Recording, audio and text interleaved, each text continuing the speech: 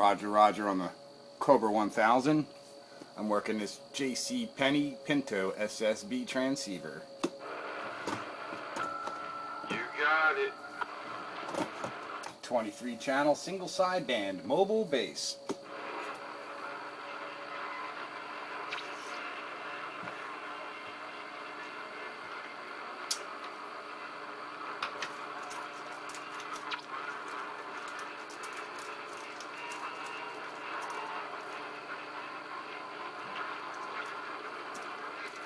On Classic Radio Roundup, the warm-up. Yeah, that's right. Countywide.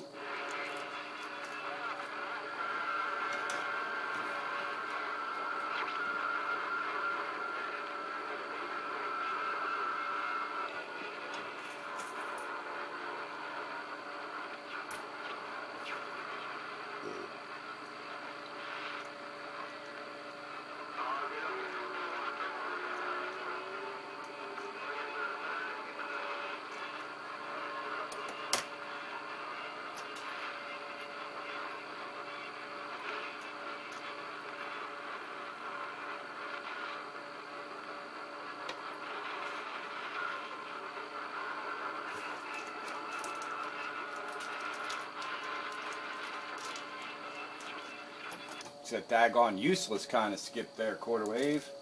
Too much noise, can't make nobody out. Yeah, well, it was legible earlier, but not now. Earlier, up in 36 lower, there were guys coming from England. 10-4 on the English. Yeah, I was working Europeans this morning on 10 meters AM with the antique glowing glass. This was about 3, 4 o'clock this afternoon they were in there. Yep, 10-4. It happens that way, not often, but it does. Yeah, well, it's hard to believe there were at least 4 guys just like we talk local here. That's what they were doing over there, and I heard them all. Well, if this solar cycle was like past solar cycles, we'd have been doing that for 3 years in a row.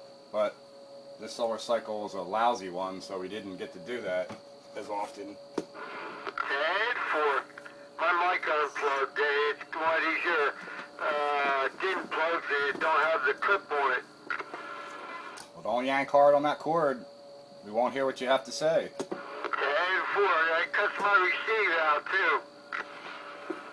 One of those.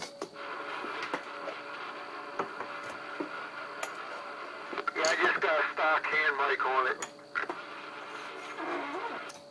Turner, super sidekick.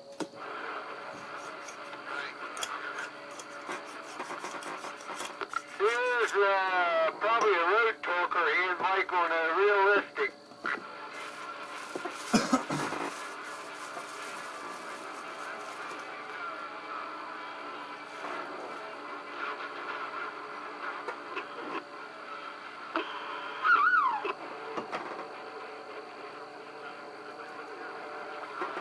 Yeah, Classic Radio Roundup, the warm-up. Yeah, we're warming up.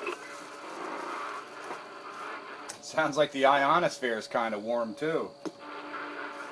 I was hoping that nonsense would go away. Good Googa Mooga. Hey there, Sandbagger. Hello, 44. Welcome to the Roundup. And the solar flux isn't even all that high. Well, that's your trans-equatorial equinox working for you. Yeah, the autumnal equinox. I'm telling you, there's something to that. Yeah, that, and we had a blood moon this morning, so... Blood moon with an eclipse. That's right. Anyway, just so you know, if you feel like playing radio, I have resumed recording the video gates and documenting the Classic Radio Roundup sessions. Yeah, it's probably going to make a few forum members pretty happy. But just for the sake of posterity, I will say that I am running tonight the Cobra 2000 with my slightly enhanced audio frequency mods. Not quite as good as the Galaxy, but definitely has more low end than it used to. I thank you for running that gate. Yes, sir. Didn't realize they were that popular. And I'm working off the realistic 455. I did need a vacation anyway from it. We're trying it out with the iPhone today. We'll see how that works out. Since my tablet is screwed up and my camera died, it's really the only option I have. So we'll see how it works out. Using my Pinto SSB transceiver by J C Penney. Oh yeah, what happened to your tablet? It lost its head. Every time you turn it off, you turn it on, it's like it's a brand new day. Oh wow. Memory battery died already. It works, but don't turn it off. Actually, don't even let it sit there too long. Yeah, because then it'll time out and shut down to conserve battery power. Oh, the battery's not dead, because it turns on. Yeah, it's just like in a regular computer though. There's probably an internal battery in there that's strictly for memory configuration and all. That's kind of screwy, because the thing's not even a year old. Yeah, right? Shouldn't be doing that now, but oh well. Yeah, that's what I say. Like, I could turn it on, and I can use it, but it's like a brand new day. You know, it's like starting off with a brand new tablet every time. Like, well, that ain't no fun. What's the point in setting up anything? It's like Groundhog Day, man. You get to do it all over again.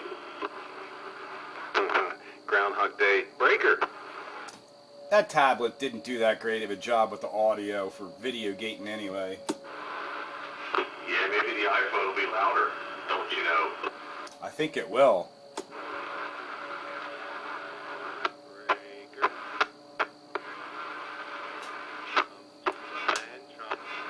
Got some kind of breaker out there with broken equipment. Use it if you got it. Sparky waving. Yeah, wave it if you have it. Sounds like the Lopsa Apsu. I'm on a Sparkomatic CB5100 base station.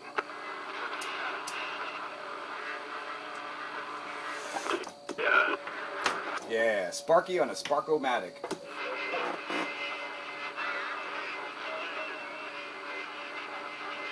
Yeah, this radio never sounded good on a D104 before. Now it seems to be okay. I like that big CB radio sound with the D104. Yeah, I had to back it down a little bit. I think it was up a little too high. Now it seems to be okay. Big radio. Well, I'm using this Turner Super Sidekick, which seems to mate up well with this Pinto. Absolutely does. Beautiful tone quality.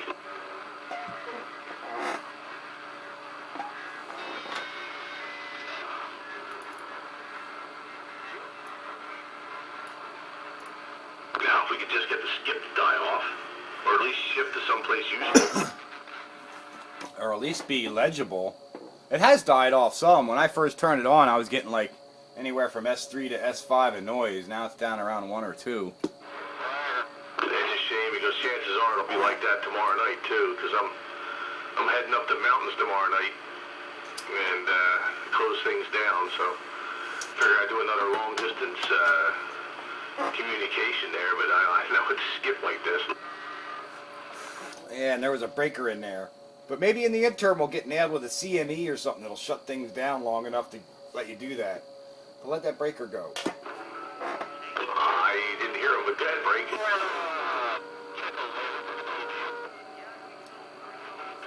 I think it was Tickle in a Mobile, but he's getting wiped out by Skipland. Yeah, I hear Tickle and Maria at the same time. Sweaty Maria? I don't hear her at all. Thank God for directional antennas.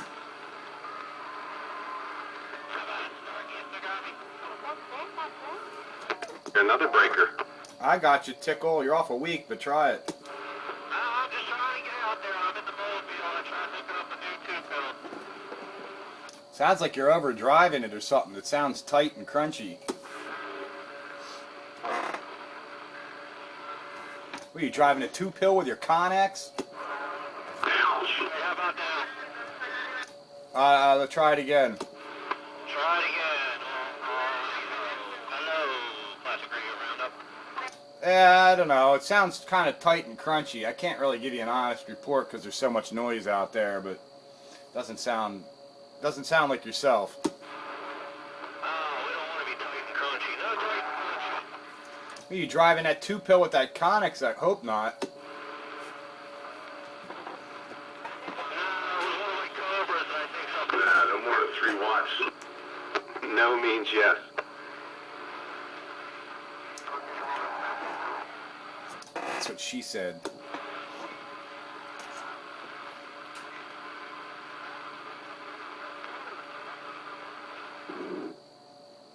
There was another breaker out there. I think it was Dozer. Was that you, Dozer?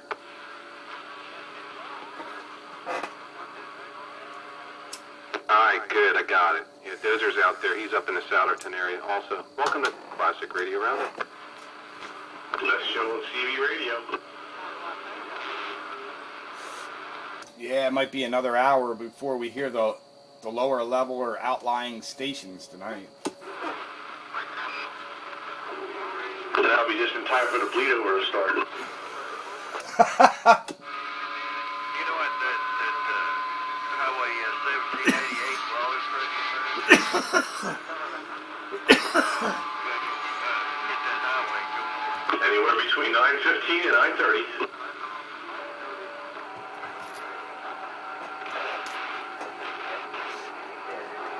Heba hubba.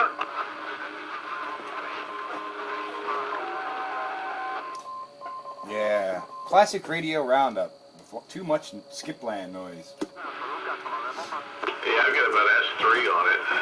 It's just enough to make the noise level. I hear Operator Ron and Mike over in Phoenixville. I hear Ron blasting in like usual here. That's right. What, you don't hear me? I do hear you. You're blasting in like usual too. Okay. No voices out there, but he just blends right in. Do I have my usual or no? Your usual what? Blasting in there. Oh, absolutely. That thing sounds fantastic. That's one of your better sounding radios. That's too funny. I know. You wouldn't think it, but that mic and that radio are just made for each other. It's funny, sometimes the unassuming radios turn out to be some of the better ones. This is the father-in-law special, so this one has a little bit of attachment. It's been in the family for, probably since freaking 70s. I think he bought it new. I love those ones with nostalgic connections. Yeah, I got 2 of those myself that I picked up, and they're still here. This is probably the only radio I have that goes back that far. In fact, I know it is. You know, of any connection in the family, you know what I mean? This is the only one. My 441 would have been the next in line, but that's somewhere in Florida. Yeah, I got, well, let's see, the Midland and my Comstat are my originals from the 70s. The high gain belonged to a guy I knew really well who bought it from another guy I knew really well, so it sort of came from the local area. But other than that, I guess everything else kind of came from hither and yon. I just thought about something funny. I probably shouldn't say it too loud. My wife was still in high school when her father bought this radio. Well, yeah. I wasn't even of driving age when I got my 2 here. Yep. Let's just assume it was what year do you think this Pinto came out? 75, 76? Yeah, no later. 77, everything was 40 channels, so you're looking at 75-ish, 76-ish time frame. Yep, so she would have been a junior in high school. How about that? So this one has connection. This one was no flea bay special.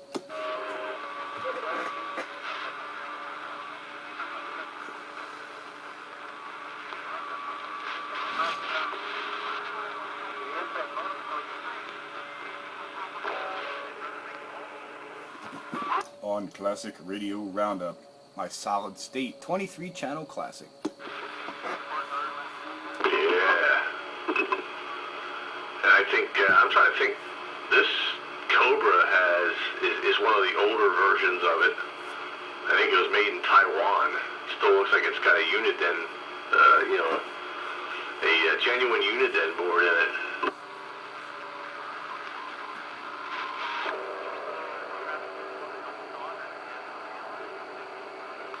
Somebody said they were out here on a Cobra 1000. Who was that? That's me. Operator. Yeah. Yeah, Ron's got the 1000. Looks just like the 2000, except it just has a clock in it. It doesn't work as a freak counter in the 1000.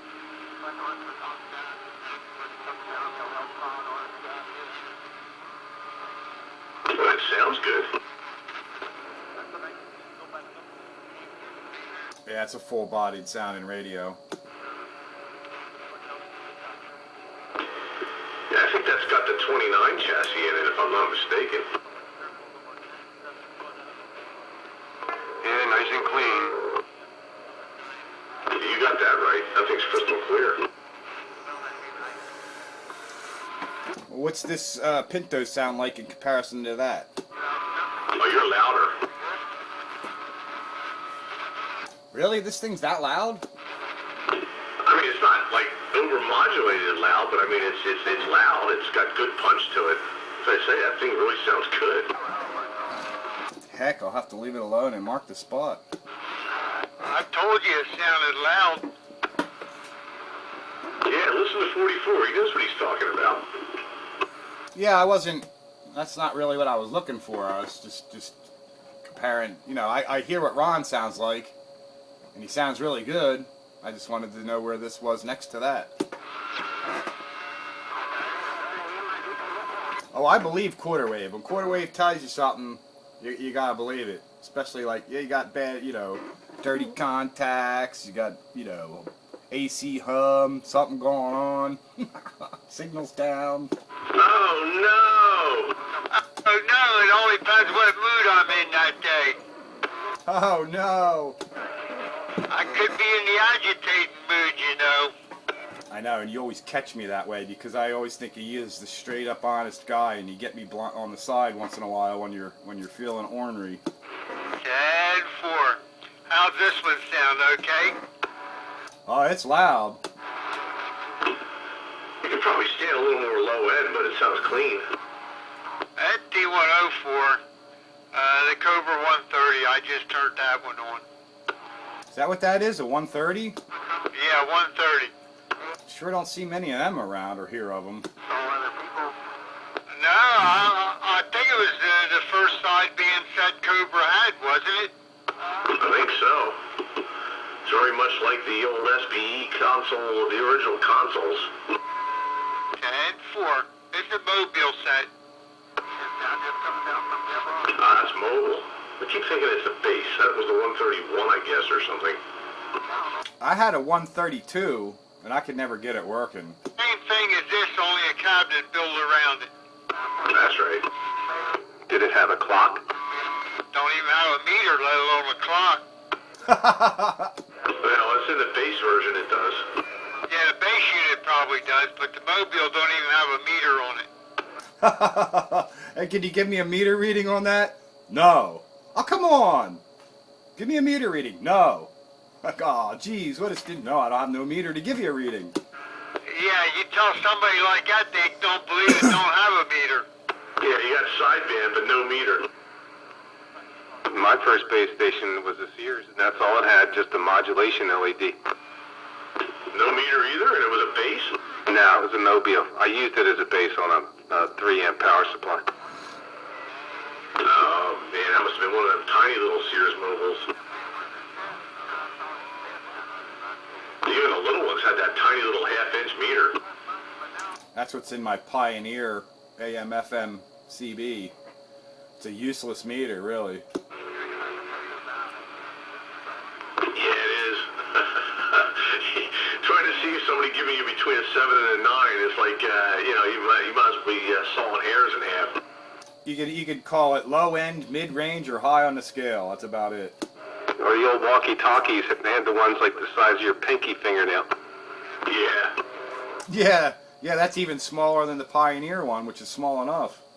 Yeah, it was either red or green. That was for the battery.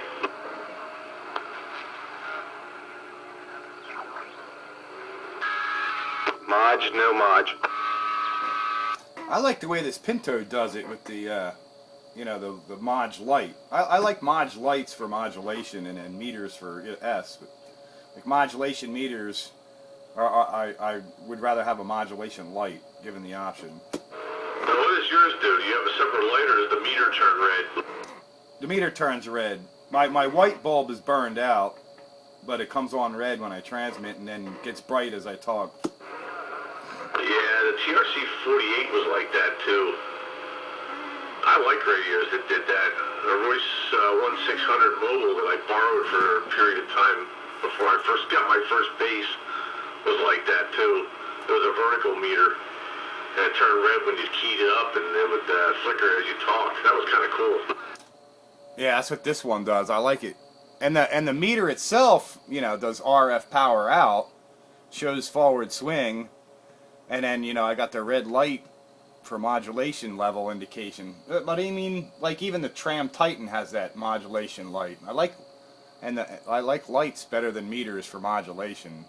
Meters are good for power and but for showing modulation, lights seem to do a better job somehow. I don't know. It's just more a proper way of displaying it, I would think, or relaying the information. Bearcat 23 has that too. That's because the light can respond instantaneously to changes, whereas a meter lags because of the movement, you know. Yep, maybe that's why I prefer the light for modulation. This does have a light that when you modulate it blinks. Show you right. Yeah, there was very few radios that were that fancy that didn't have a meter. The realistic TRC-47 Mobile was like that too. That was my first sideband radio. And everything but a meter. One of these days I got to get in there and put a light in the meter light so it's white when it's not transmitting. Maybe I'll do one of the Sparky LED mods. Yeah, and even the owner's manual for this, it has the 131 listed in with it. I guess it's the same thing. Only they got the picture of the 131. They got what each knob and stuff does. Yeah, I'd be willing to bet that's the same radio as the original SBE sidebander, because that was the same way. The original sidebander had no meter, and you plugged it into the bass unit, and it became the console, and the bass unit had the meter in it. 10-4. I'll bet they're the same chassis. That's kind of cool. I have two of them here. I like them old base stations. You take a mobile and you shove it in there. It's got a speaker. I like the old bases, period, from like 70 to 73. There's just a certain, I guess because all the wood grain and the stereo furniture look and everything. Oh, good grief. Speaking of bases, I totally forgot about... I'm supposed to box up that Tram XL100 to ship out to Hammer. He's going to ship me a 98. Oh, yeah. Yeah. The bus returns. Yeah, I want another bus, and I'll make some nice custom aluminum wheels for it, too.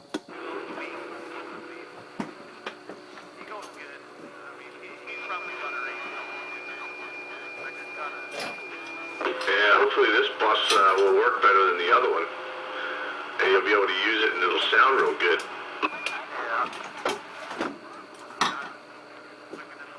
Gotta have a bus that's worth driving. That's right. Even Ralph Cramden would approve.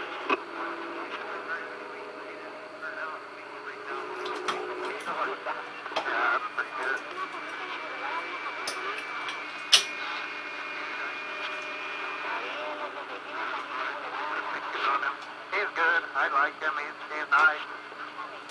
The only thing with the other 130, I don't have 13, 14, 15, 16 in it. Oh, you got a dud crystal. Yeah. That's a shame. Sometimes you can get the crystal and you can heat it with a soldering iron. It'll shock it back into working. Okay, I gotta figure out which crystal is bad in it. Yeah, there's a group of 6 in there. It's one of those. And it'll be the third. 1, 2, 5, 6, 7, 8, 9. It'll be the 4th crystal, I guess. The 4th highest frequency out of the group of 6. 37,650. I don't think there's 37s in that radio.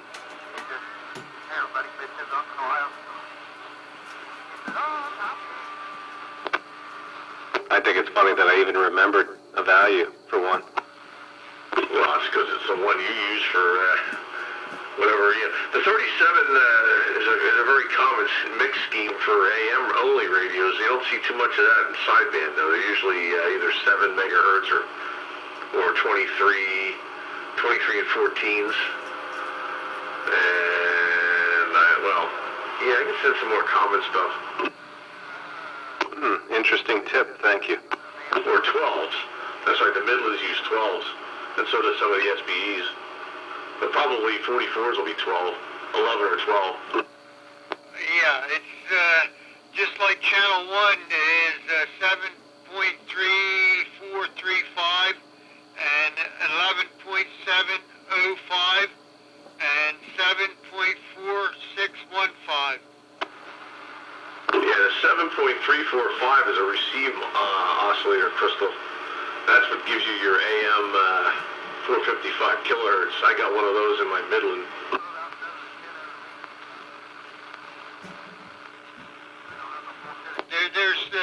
It takes 3 of them to do it, plus there's two other crystals off to the side. Well, sideband radio is going to have a bunch of different crystals. It's going to have a set for lower side. It's going to have another set of 4 for the upper AM. And then it's going to have 2 for the carrier, upper lower sideband carrier oscillator. And it'll be like 7.8 something, 7.815 and 7.797 or something like that.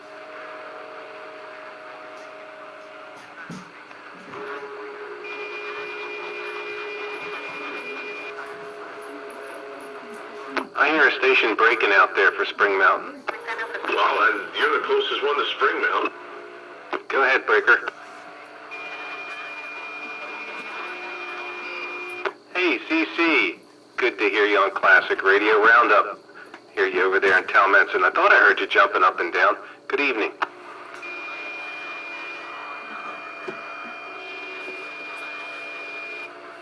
Hello yourself. And welcome to the Roundup.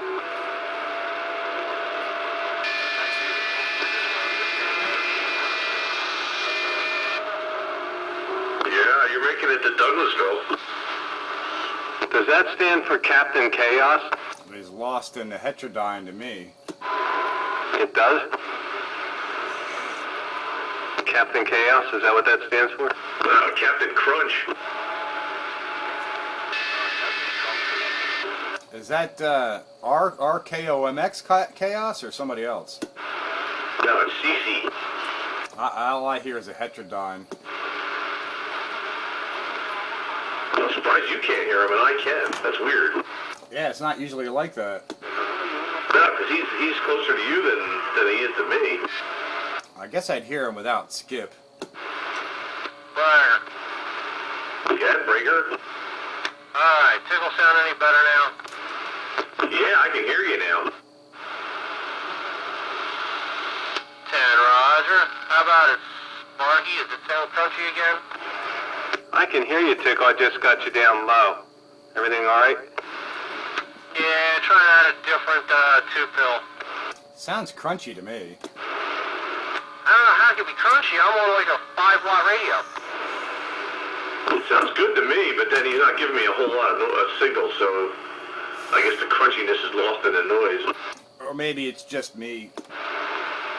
Turn off your noise blanker. Don't have a noise blanker. Oh. Got an A&L, but it's not on.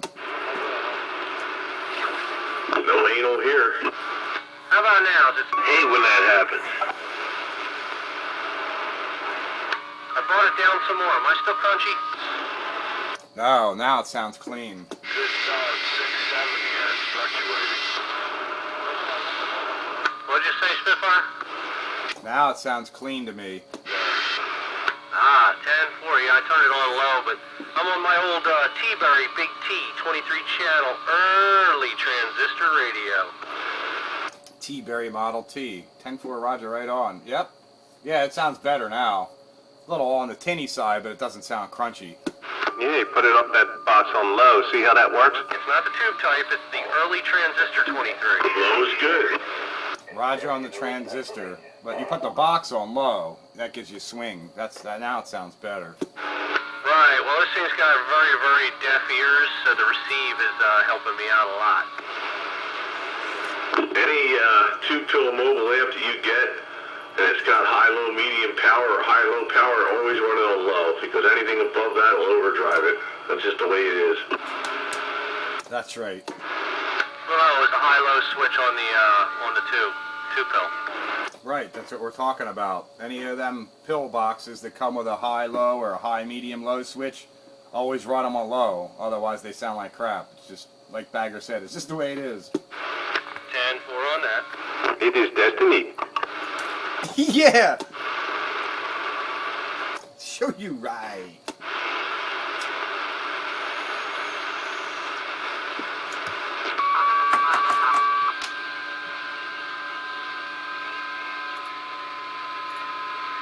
Well, Bagger, I've got a 139 sitting here waiting for you. Hello, Doc Hammer.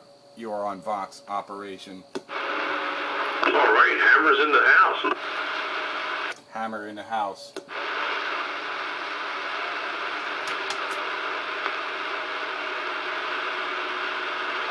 Old Killer Beat. Doc Hammer, our Kansas connection. Yeah, the Kansas City wheatfield cornfield connection.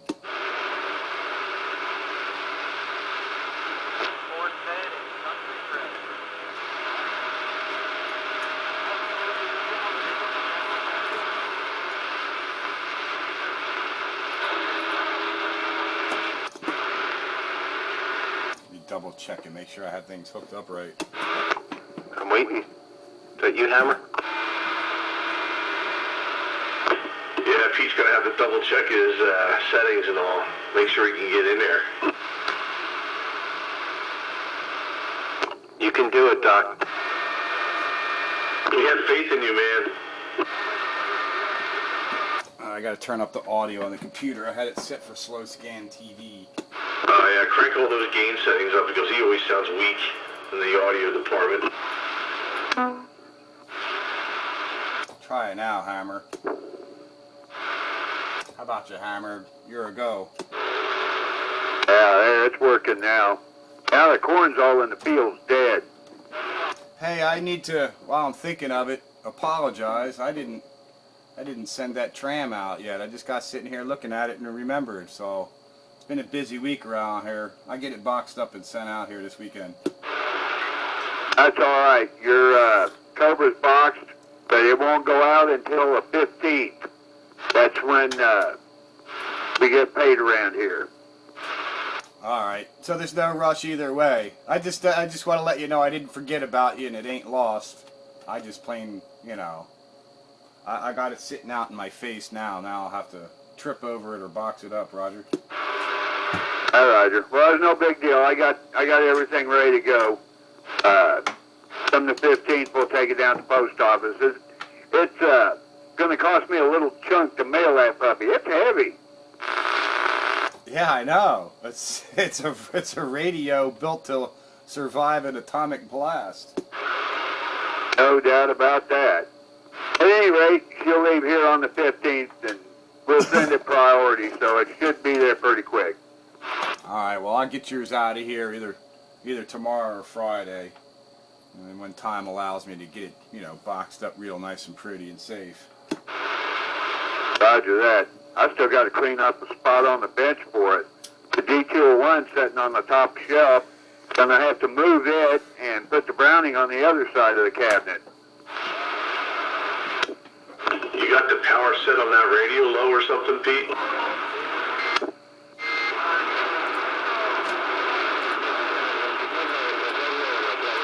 Well, Hammer's only giving me a 5. Yeah, it was on 5 watts. That explains a lot. And it was on the broadside array, which does not favor you at all. Oh boy, actors running against me tonight. Alright, I got you squared away now, Hammer. I've been playing with that radio. I was doing with one of the locals some slow scan and PSK 31 and junk, and I had it all set up for that. Roger that. I haven't played with any of that stuff in forever. Come to think of it, I haven't tuned in to listen to the snub wop in quite some time.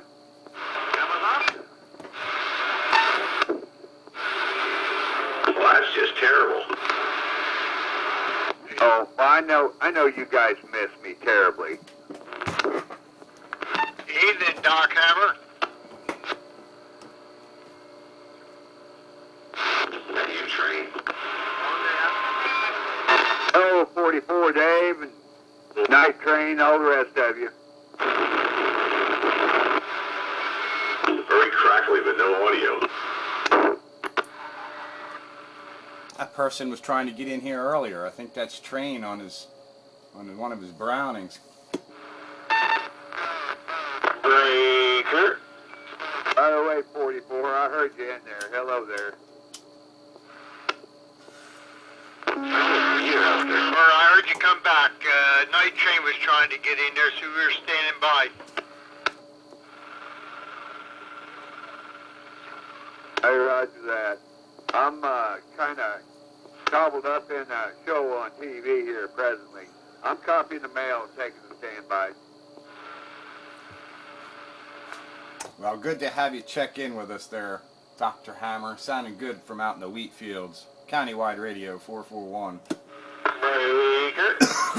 Roger that, 441. I'll take a standby. If you want to take it off the box, in case Brent wants to get in there, that's fine and dandy too. I'm still listening. Yeah, I haven't seen Brent in a while. I'll have to give him a call, but I'll watch the text and I'll turn the Vox off and I'll watch the text. If you want to get back in here and talk, just send me a text on Skype. All right, that way my audio doesn't set off the radio. 10-4, Roger, right on. Good to hear from you out there around the wheat fields. Well, Roger, I'm sitting out here copying this mail. And watching Survivor. That's it. That's it, 44. I'll catch you later, Hammer. I thought I heard Skeeter jumping up and down out there. Yeah, out in the distance. Yeah, he's a patient breaker. Go ahead, Lhasa Apsu. Hello, Lhasa Apsu Mobile checking into the roundup. Hello, Lhasa Apsu. Sounding good as always out there, running around the hills and dales. 441, your countywide radio. Yeah, Roger, right back. Got the Mark 3 on warm-up.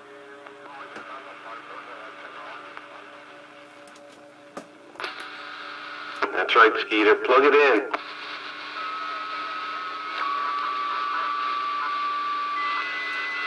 Throw in the carrier. Yeah, I don't know if I want to plug them in anymore or leaving them unattended. I usually come back to a room full of smoke when I do that. Yeah, they spark too. Oh, by the way, Dave, that fuse did go on that receiver power supply. It just took a while, I guess. And it was only a 2 amp or 3 amp fuse. It was a little fuse. It wasn't like overrated. That's what you really call a slow blow. Yeah, wait till the transformer lets the room full of smoke and then the fuse goes. Yeah, I think that's kind of backwards. Because I did check. The fuse did go. He'll break into the transformer, smoke itself to death. I guess it might have just kept it from the point of actually catching on fire. Yeah, UL would be proud. Yeah, it would have been nice if that fuse went a little sooner. Well, yes and no, I guess. I mean, if the transformer's going to go bad, it's going to go bad, and it's one of those things winding short out. And yeah, I wish I was here when it started. Would it be less of a mess to clean up? Yeah, well, that's like what, 3 transformers now. So I don't know. I think there's an environmental component over there that's caustic to transformers. I'm not doing good on a track record. I never blew up a transformer in my life. 3 of them in the last, what, year and a half? That's what I mean. It's there's something going on there. That's beyond the statistical probability. It's that dryer outlet. Or lack thereof. Yeah, knock on wood. I've never blown a transformer either. I mean, it's all kinds of other things, but never smoked a transformer. The first one I could chalk it up, the dinosaurs, and maybe even 2 of them, but 3? Yeah, I mean, yeah, you can say, yeah, it's an old radio, blah, blah, blah. The second one was an identical radio, so, okay, maybe I'll buy that. But then the third one is totally not related, but, ooh. Actually, you could throw 4 in there. You got, well, let me think about this. The B&W, the multi-LMAC, the Heath kit. Was there one more? No, that was it. Didn't you do both transformers from the B&W, the old ones? No, one melted down and one I sent out for the rewind. You sent the one that didn't melt down. That's correct. Okay.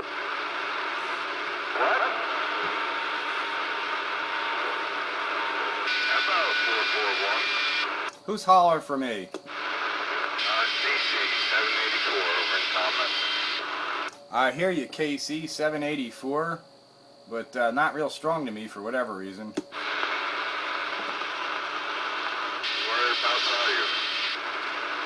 I'm over here around Sanatoga, northeast of Pottstown. Okay, I'm all the way over here in Talmenton near Hatfield, PA.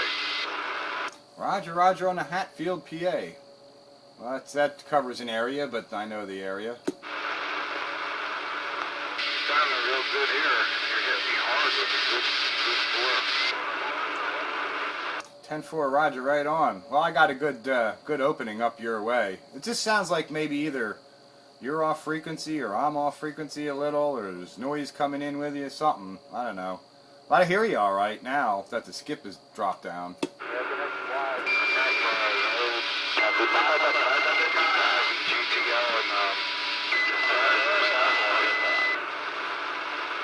Yeah, I heard you say something GTL, but Skipland pretty much took you out on that one.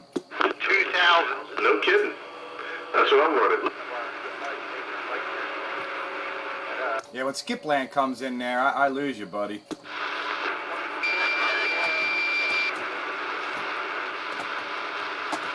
So you must be on a base then, running a Cobra 2000. Guess he's one of Tickle's neighbors. He's over there in Hatfield Township. Yeah, Talmenton. Yeah, that's closer to Tickle than us. I think closer to Tim than Tickle. Well, yeah, I guess so. Depends if it's Hatfield or Talmenton. I mean, one is one way and one is kind of the other. I'm just up in North Penn High School. I'm on the back end of downtown road, which is just not even that many minutes away from 44 Road. Yeah, okay, you're in Talmenton. I think you said by the new Souderton High School. Yeah, I know right where you're at.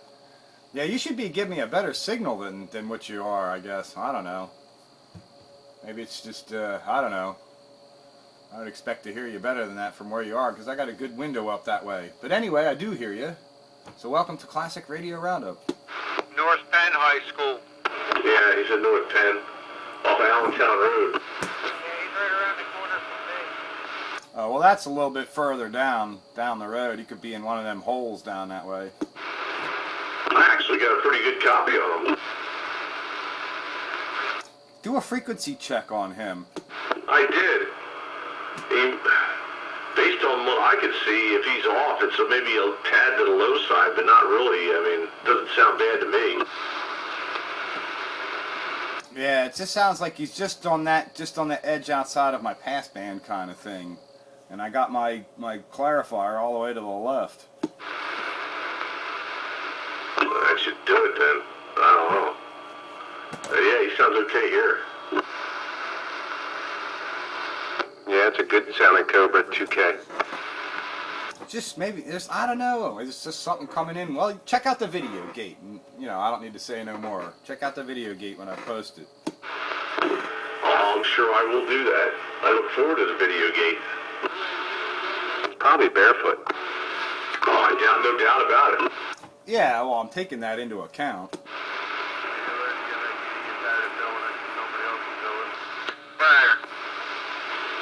Yeah, I'm just spoiled with Tickle over there with his S9 from up there at Satterton. Do a Tickle. 9 now?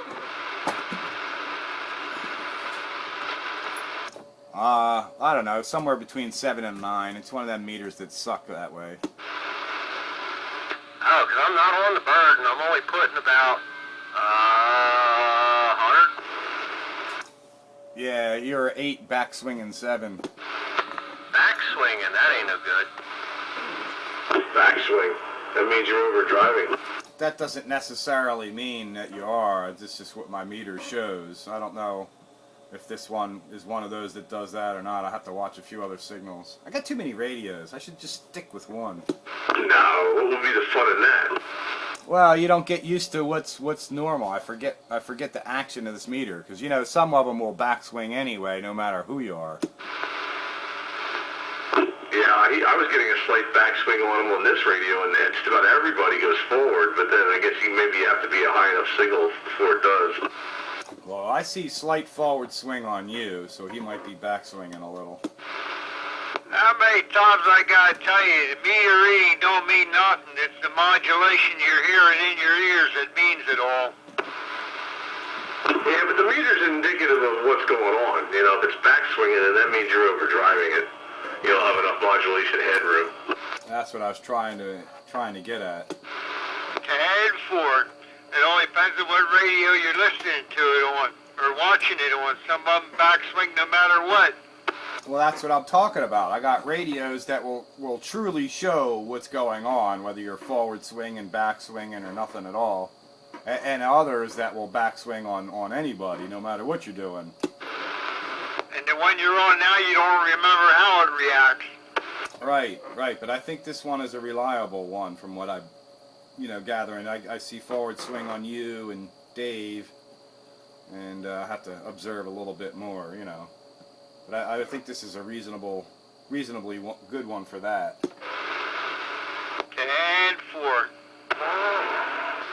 10-4. 10-4, Roger, right on Classic Radio Roundup 27115 on your AM radio dial. Brought to you this hour by Fred's Discount Voodoo Emporium. If you want them dead, go and see Fred. We've been killing people for years.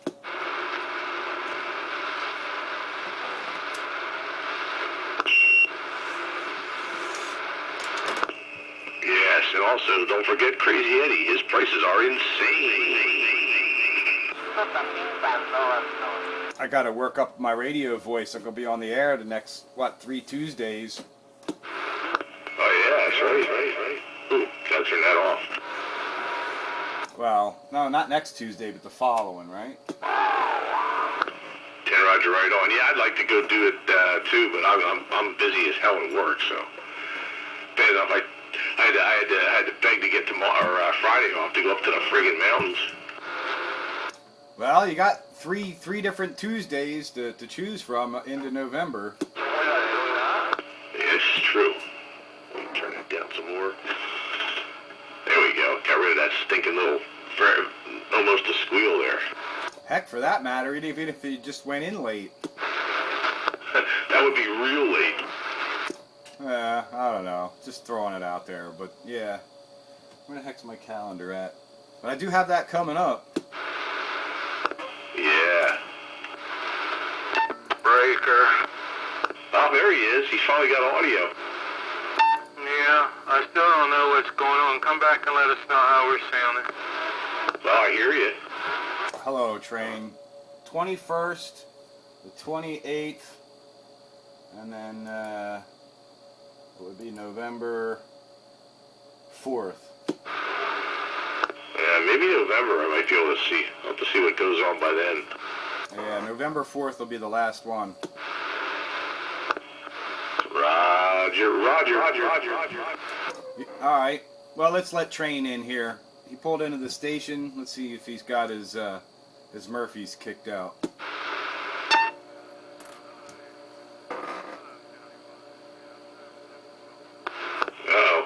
Uh-oh. Something doesn't sound right.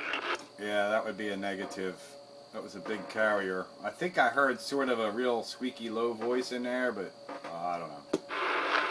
There it is. It's intermittent, Roger. An intermittent Roger beep?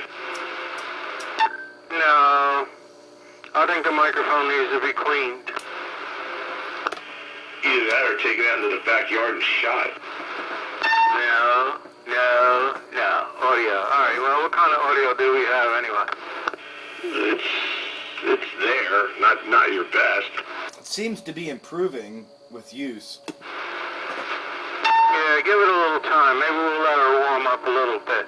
I'll get something to eat. Good evening out there, Sparky, Dave, and anybody else around the band. Sam Bagger, Countywide, whoever else is in the house. Train, signing on Classic Radio Roundup. Evening, Train. Evening, Night Train. Good evening there, Dave. It's the Super MC9, General Radio, whatever.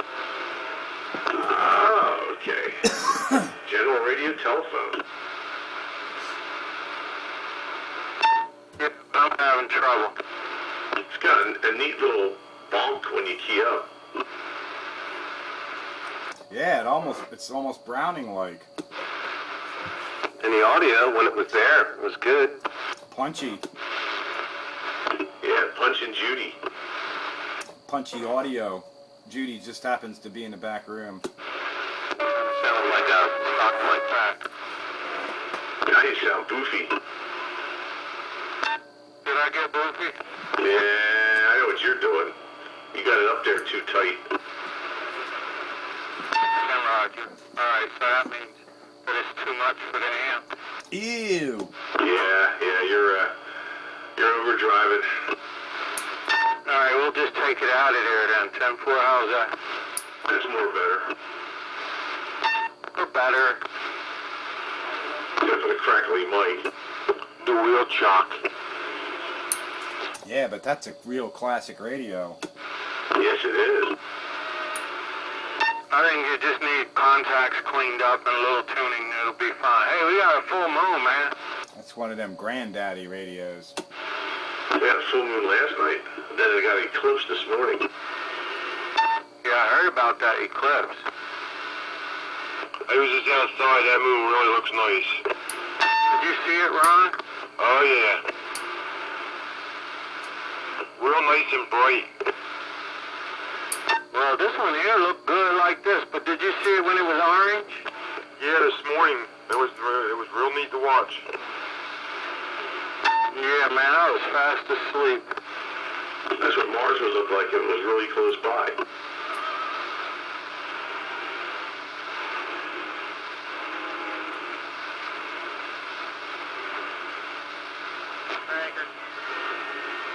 Got a break out there. Go ahead, break.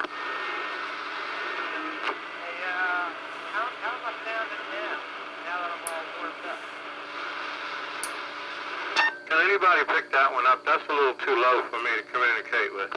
He says, how am I sounding now that I'm all warmed up? I got you 100%. Not real loud, but you are clear.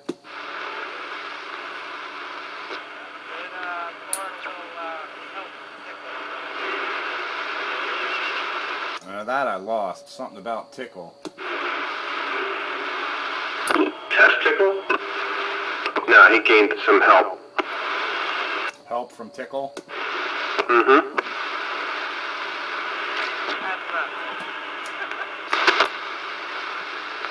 Goodbye with a little help from my friends.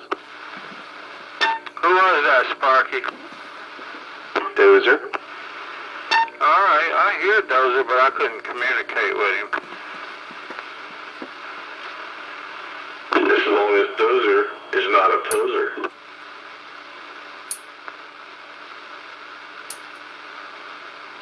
Well, if he's Tickle's neighbor and he gets some help in his rig up there on that hillside, he'll be coming in just as loud. Bragger. That'll be nice. Right, Tickle? Yes, sir. A little bit of help on the hillside. That fire chicken does you justice up there. Yeah, I just switched back. I gotta look at that little Palomar.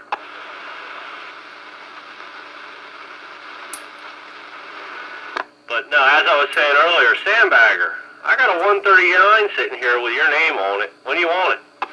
Well, whenever, I guess, but whenever is an interesting concept. Yeah, it's a rarity that I get out your way, and I'm sure it's a rarity you get out mine. Yeah, especially since I no longer go up that way for softball anymore. I'm going totally the opposite way now. Are you going to the Hamfest in Sellersville? No. I said, no, probably no, because if it's this month, I got softball tournaments every weekend, so. Alright, well, I'll take it with me. Maybe one of the other guys that gets up closer to you will be there, and I'll see if they'll exchange it on up. You could always drop it off here. He goes by here, and on the occasion I'm awake and I can meet him at Turkey Hill. And that's like only 5 minutes out of his way kind of thing. So that's probably his best option. Well, you said you were going to try and get down to the fest after work, didn't you? Yeah, but that's no guarantee. 10-4. Alright, yeah, let me see what I can do over the weekend and see if I can get up and drop out with you, see what your schedule looks like. When is the fest? This Sunday? Next. I thought it was on a Saturday, wasn't it?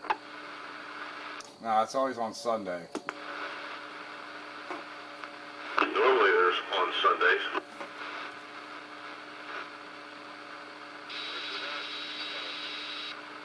At the fire company. Not this weekend, next. I'll try to get there. I do want to go just to poke around, you know. Okay, Roger. Alright, well, I'm going to be on the side for a short real quick. A buddy of mine just stopped in. It's usually dangerous, though. I'm just bringing a tube list, that's it. Dangerous. But I walk around and point stuff to it for you. I'm on the low roller coaster, man. I'm on the low rung of the roller coaster this weekend. Get out of here.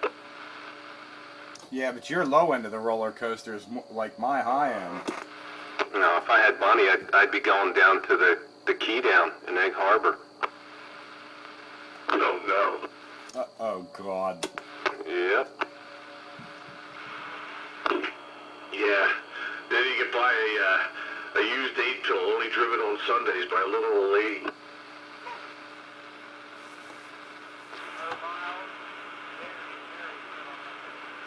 That's funny. Low mileage 8-pill only driven on Sundays. That's it. That's funny.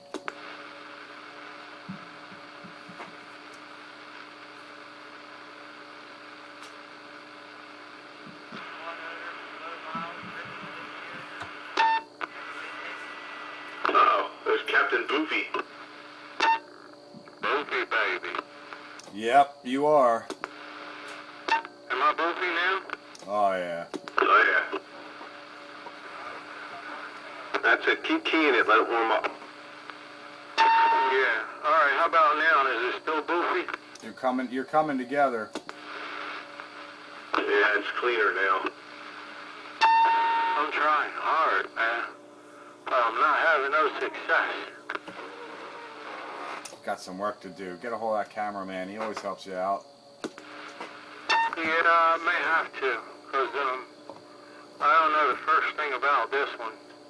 But, wow, it don't do too well going through an amp. No, you got to probably match it. It has a tuning cap in the back. Well, I switched over to, the transistorized amp. It was still goofy, man.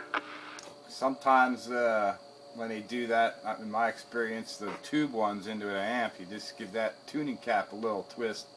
Might be a little bit different than your antenna, and then sometimes they come in. Maybe that radio's just putting out a lot more power than it should. Yep.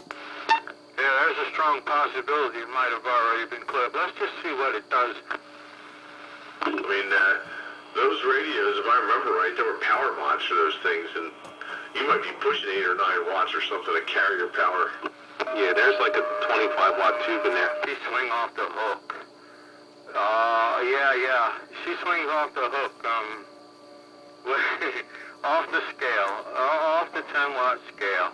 Yeah, you're already putting out power. Yeah, it's a 25-watt tube, Train.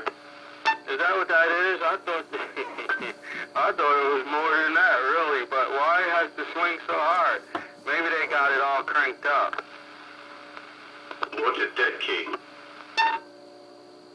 The dead key is, oh my gosh.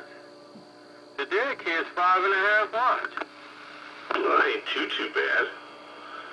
Probably be better if it was 3 watts for driving purposes. Roger. Wow, yeah. So we'll leave off the amp tonight. Ron, you hear me down there? Yeah, it sounds good all by itself. Alright, so we'll leave off the amp tonight, because this is too much for the little things I have around here. You can still clean it up, though. You mean that microphone contact? Yeah, do that, and if you have to go in there and turn it down a tiny bit, go ahead. 10 Roger. Alright, yeah. Well, at least we know she's working, but I was thinking maybe I'll try one of them tram microphones, because it seems like it got the same connector as the tram, just to see if it worked. What radio is that one? That one with the telephone? No. That's just the name, radio telephone. General radio telephone. Super MC9, Roger? Okay. Super MC9. Gotta love a radio with super in the name. Yeah, well, they have an MC9, and then they have the Super MC9. I love radios with super in the name. Yeah, I do too, man. Speaking of which, it's been a while since we've heard the satellite. Yeah, I got to work on that transmitter. There's something flaky with the transmitter. It does work. It just sounds boofy, baby. Boofy, baby. I got to get to working on that. Yeah, super satellite. Receiver's fine. Transmitter's got an issue. So as long as this transformer doesn't go up in smoke, I guess you're okay. Oh, God. Well, this guy put this one up on the Variac before he shipped it out and let it marinate a little bit for me. You marinate the transformer? You clean them mic contacts, you're dropping out. All right, let me do that now, Roger. Roger Wilco. Try the tram mic. I think I'm gonna try it. I picked up at the Sellersville Hamfest the Super MC2A. I think 44's got one of them too. Another General? MC11. 11A or 2A? 11? That's right. One more or two more than the 9. Is it a Super 11? Yep. They got real nice size meters on them, too. I seen them radios window shopping on the bay. I never seen one up close, but man, they look like pretty radios. They were big on the West Coast. I never knew anybody that ran a General around here. Hi, Meemaw. Yeah, I've been wanting to hear one for a while. They supposedly had something called a Q-bird in it. I don't know if that's the thing that's making it chirp that when train keys up, or it was something else, but the elusive Q-bird. West Coast answer to the Browning Eagle. Maybe. Hi, Denise. Yeah, it's got a big vinyl in there. I forget which one it is. Lots like the Buddy bass. 6146 in it. Yeah, well, you know, that's good for a few watts of carrier. Yeah, well, that's the thing. You did some, you jumped out the plate resistor, and next thing you know, you're putting out 18 watts of carrier. Yeah, that's right.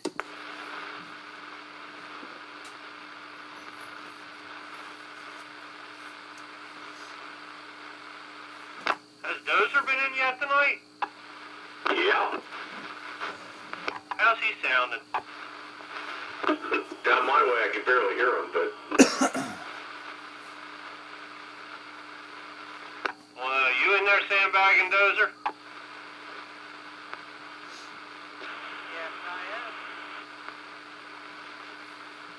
Yeah, is Dozer sandbagging, or is Sandbagger dozing? Well, he said, yes, I am. I might be a little later, though. Hello, Roundup? 27115. He sounded fine style on that base station. What's going on, Skeeter? Hello there, everybody. Welcome myself to the Roundup once again. Sparky, Bagger, Night Train, Countywide, and the list goes on. Evening, Skeeter. You ain't forget about Quarter Wave Dave. Oh, thanks. Acknowledge tickle. I can hear you loud and clear there. And there's Dozer waving at you. Right there, Dozer, I heard you out there. You gotta pump up the volume a little bit, but I heard you in there. Operator! You got it.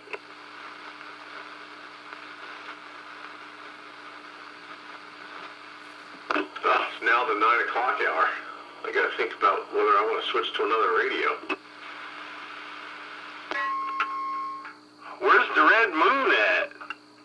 You missed it. It was this morning.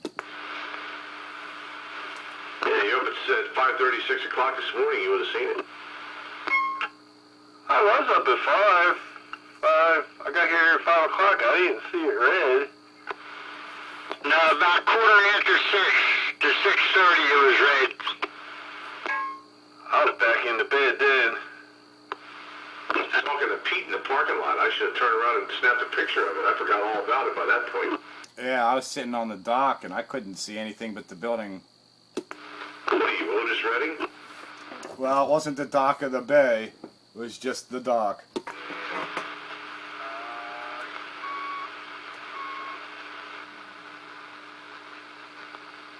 Six GE5, 6 George Edward 5 is the final in there. I'm not familiar with that one. 6GE5? Yes, sir. Is that a big 9-pin or is that a small 9-pin? A big one. So it's like a sweep tube. Kind of looks like it. It's like the final in the high gain. That's a sweep tube. Gotta find my book.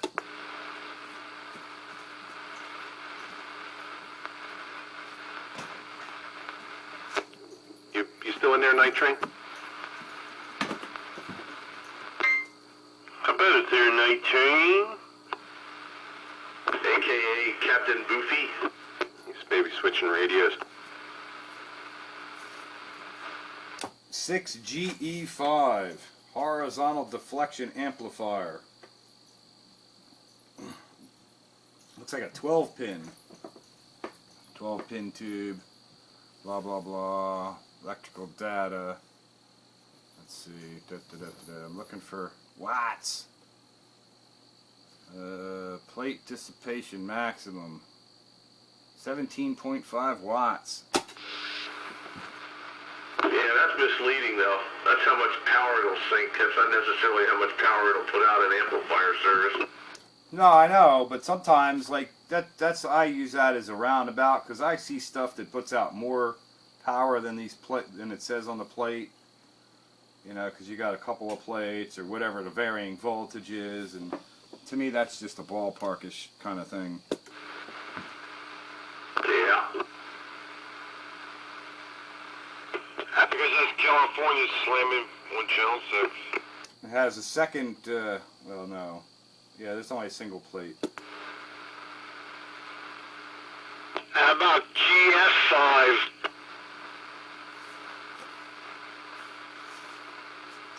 Now they make a 12 GE5 or a 17 GE5. That's just different heaters. There's a 6GF5. There's also a horizontal deflection amplifier, beam power Pinto. Yeah, that's what's in the MC8. And it has a plate dissipation of 9 watts. Let me look up the 6LQ6. See what this plate dissipation is. What's the other designation for that? I can't, just help me out real quick, because my book has it on the other. 6JE6. Breaker.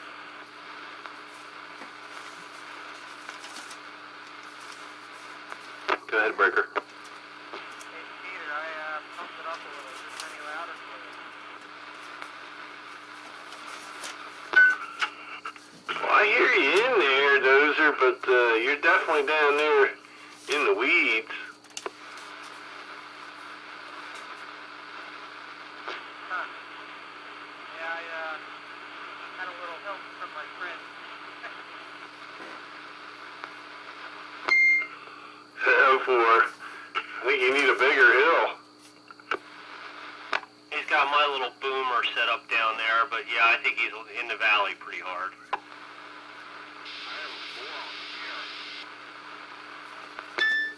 Who is that? That fellow out there in Hatfield? What's that? This is Tickle. No, somebody just talked right after you. It sounded like that. I guess that's that guy out there in Hatfield. Break.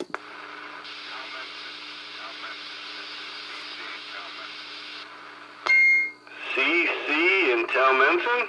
Go ahead, Breaker. 6JE6, 30 watts plate dissipation, according to my book.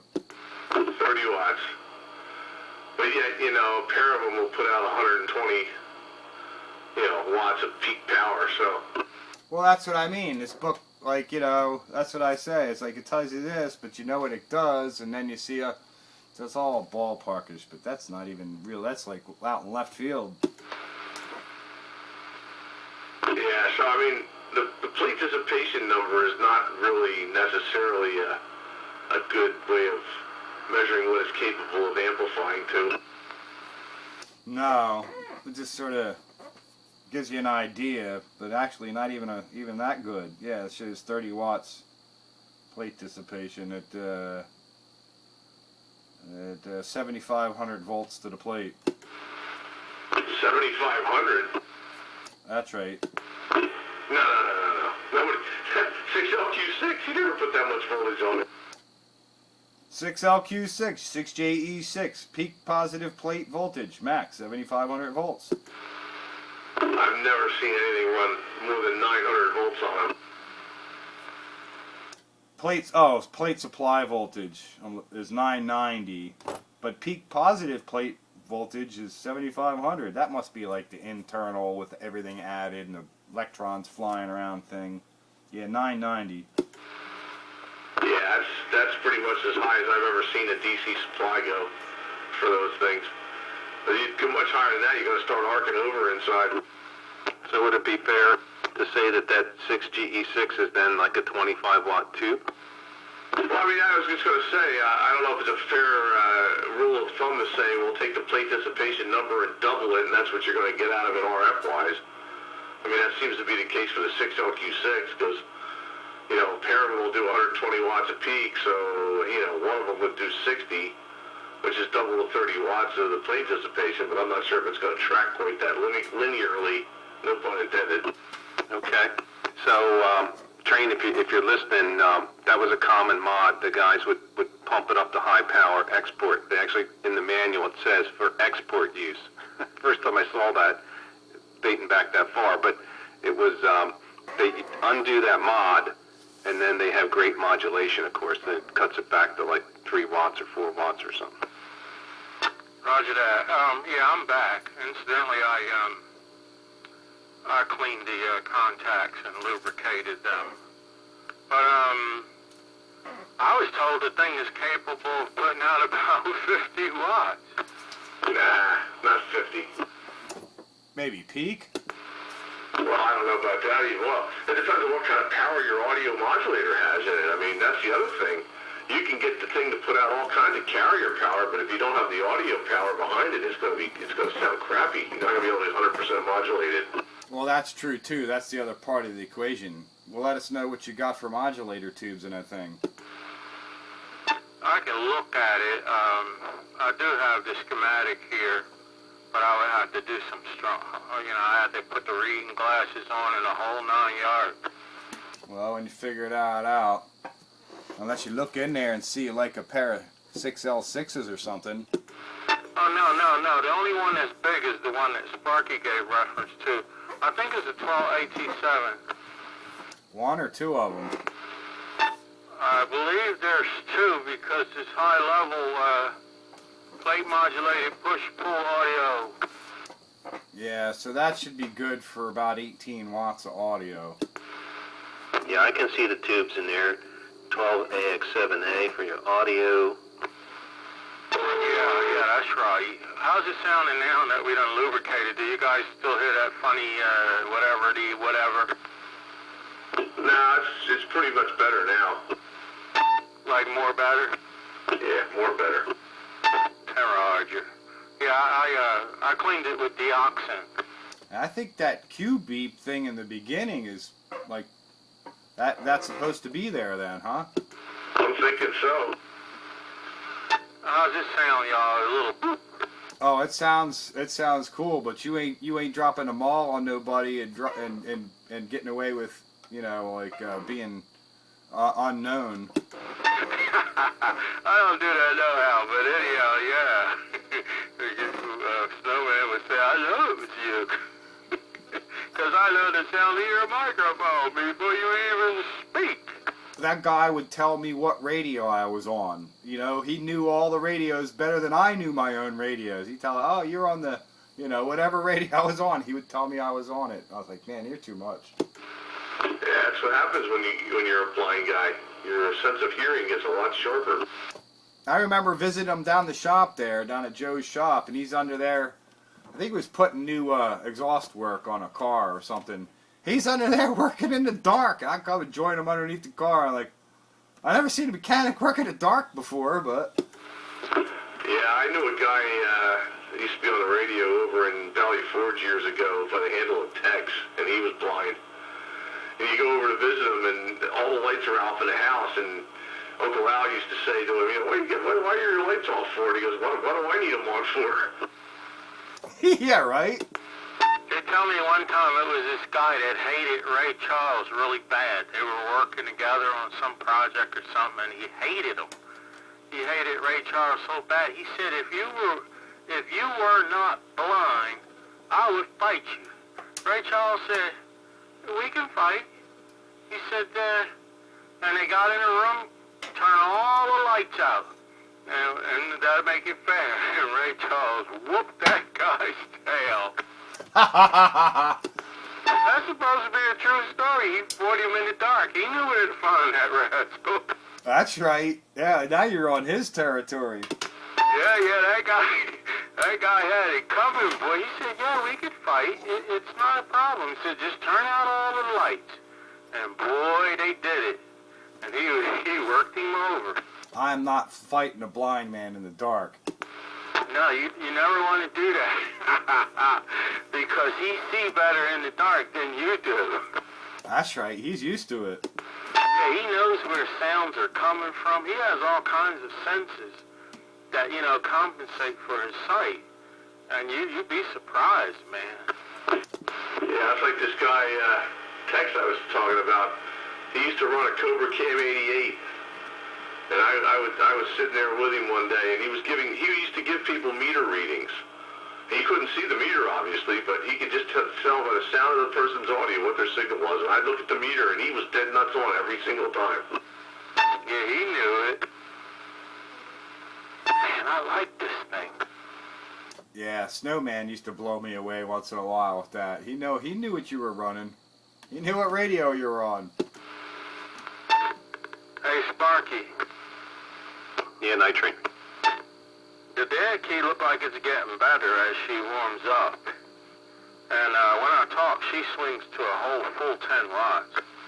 Yeah, it's getting good after it warms up. Did you, you didn't try the tram mic. Hey, you know, there's 2 Navistors in the one I got. Yeah, there's 2 Navistors in here. I think one of them might just be the mixer for the oscillator, but is that how you call that? The one that do the mixing? Yeah, mixers mix. Yeah.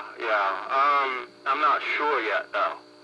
But anyhow, I tried the tram microphone. It fit and everything, but it keys up as soon as you plug it in, so it's the opposite. Yeah, you got 2 Navistors in there. It's either one of them is your front end, and the other one is a mixer, or like the Browning, it may have the 2 of them in the Cascode fashion, which is a nice low noise, high gain configuration. Yeah, I would have to look at the schematic. I was hoping cameraman was listening. Maybe he can tell me tomorrow what we got going. It's the Super MC9 cameraman, in case you sandbag. That's what he'd be doing. He'd be sandbagging. And then he'd give me a full report. And the 11A. He'd tell me where I went wrong and everything. It's got a big cap on the backside there. Is yours still in paper, like a cardboard thing? A full critique. Yeah, still in paper. Isn't that funny how it's just a metal can, yet they put that cardboard over top? What the heck's that for? To black it out? I don't know, man. I thought it was really honestly cardboard. Some radios are like that. They got metal cans, and then right next to it, there's another one that's got a cardboard covering on it. Now, the metal can is a vibrator. I wonder, should I pull that out of there? No, you don't have to. It's only used when it's on a mobile supply, though. Yeah, some of the radios that have that unit in it, it will short out and burn up this and burn up that. Which one is it? The Regencies, I believe. You should always pull them out. This one's got a flyback transformer in it. I don't even know what a flyback transformer is. It's like a high voltage generator like they use on television sets. Yeah, it's probably toroidal. Yeah, I can see it there. Yeah, I don't know how to say that word, Bagger. What, toroidal? Yeah. I can spell it, but I can't say it. I can't say that word.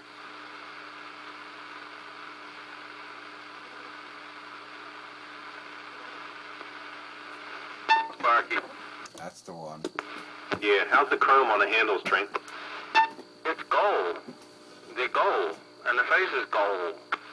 Okay, my handles are rusty, but the face is gold. Hey, Roger, this thing is like mint. I got the owner's manual and everything. Oh, has it got the schematic in it? Yeah, it's wrapped up in plastic, though. I haven't taken it out. He taped it to a cardboard so it won't bend or fold, and then wrapped it up in plastic that you use for cooking. What's the stock mic? Is it like a handheld turner? Can you tell? It's called a General MC3 handheld stock microphone, original. Yeah, does it look like like a Shure? Like a handheld Shure mic? Yeah, like a little teardrop. Yeah. Yeah, that's the stock mic. I hope it sounds all right, because I don't have anything else to interface with this. It's calling out for some bass. Uh-oh, it sounds like Chuck is in the house. Yeah, it does sound like Chuck's in the house, but it's not Chuck. Who is it? Is that you, Bagger? Why, yes. Yes, it is. Yeah, that do sound like Chuck. Now everybody's starting to sound like Chuck. Just when I said bass. I just figured I'd, it's the 9 o'clock hour. I figured I'd switch radios. I'm not going to switch tonight, y'all. This thing needs to marinate. I got some sweet baby rays over here you can marinate it in. But that's what I cooked my ribs in tonight. That's some good stuff. Marinated in some DW40. Yes, water displacement, formula number 40.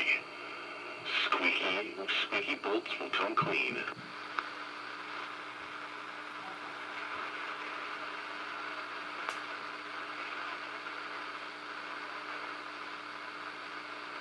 Where'd you go, Countywide? Countywide must be hooking up another radio. Yeah, well, you know, for the second half of the roundup, try something a little different then. Went from the Cobra 2000 back to my Hi-Fi Superman radio here. I was actually going to play the Robin, the green one with the eye, but even though it's warming up, it's in standby mode. Hopefully it's not being affected by this. But I'm kind of thinking this one needs to stay on the air. I think this one needs to run overnight in the whole 9 yards. Yeah, well, where did you get that radio? Is that another eBay special? Oh yeah, this gentleman's father collected these. And he had about 9 of them. When his father switched over to transistorized radio, the boy got a hold of the MC series, and then he started collecting them. He had about 9 of them to sell. 2 of them went, and I thought this was the better of the 2. There was the MC11, but it didn't look as good, and there was the MC9 with the owner's manual and everything. I'm like, well, I think I'll take the MC9 because, first of all, it had more tubes, and then number 2, they look to be in better shape, but he's going to be listing more of them. I think he's got about 7 more to go. Oh yeah? What kind of coin are we talking? Between $1.50 and $2, it looks like the general consensus was. Ouch. Yeah. Well, a nice radio, I guess, but that's a little rich for my blood. I like to get things cheap. I dug mine out of the bin for $50. Yeah, I had one before, and I can't remember what I paid for it, but I regretted it that I got rid of it, and it took me a long time. Dave probably remembers when I had it, because he had one over there. 44, are you still there? Yeah, I'm still here. Does yours work? You got one. No, it doesn't work. What does it do? Is it retired? What's that? Is it retired? Yeah, it's retired. It's collecting welfare.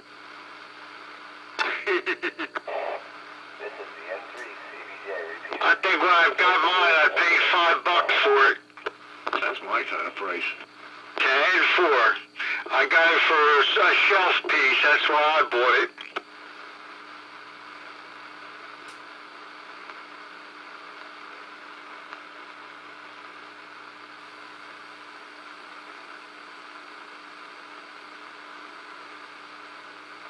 Yeah, West Coast crowd.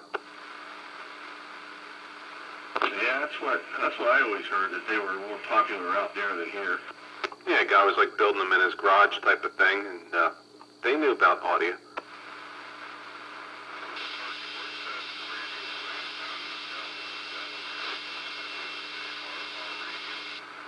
Yes, R&R, our friends down in Delaware County, right off of 495. Route 92 is the Namens Road exit, and they're closed on Tuesdays and Sundays. Just like Chick-fil-A. That's it, R&R Communications. Wilmington, Delaware. Who is that, Sparky? I don't know. They're pretty far. They got some guys up in Reading, too. Who is that you're answering? Oh, that's CC over in Talmenson Town Center. CC, do you hear me?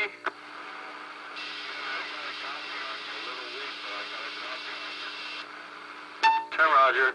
Just look up R&R, Wilmington, Delaware.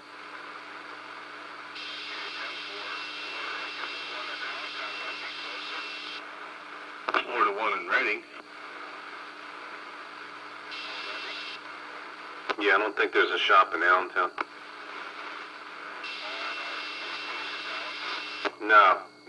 No CB shops in Allentown except for our friend up there off of 222.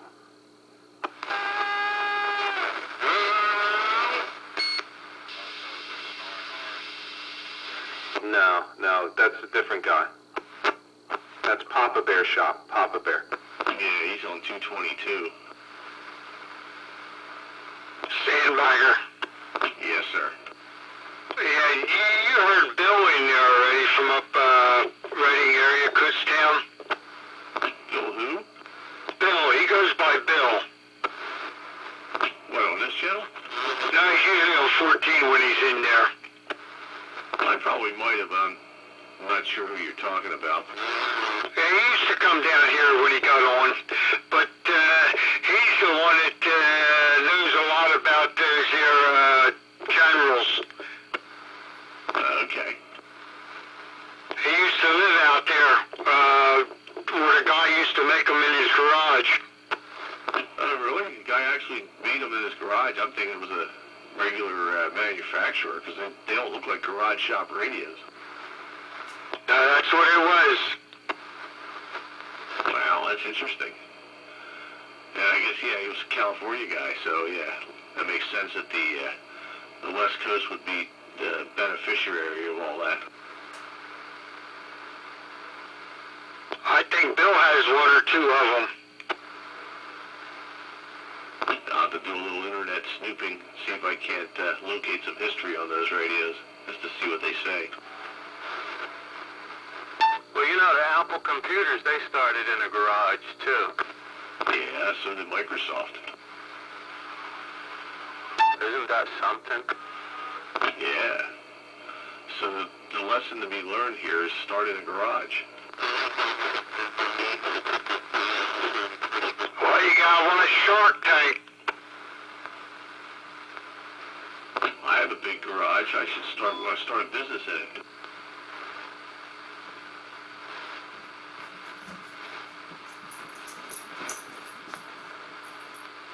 I should start manufacturing high-fidelity Citizens Band radios. Hey, the Ramones started in a garage too. Yeah, they just want to be sedated. Hey, Bagger, turn your mic down just a little bit. Let's see what happened. Why? What happened?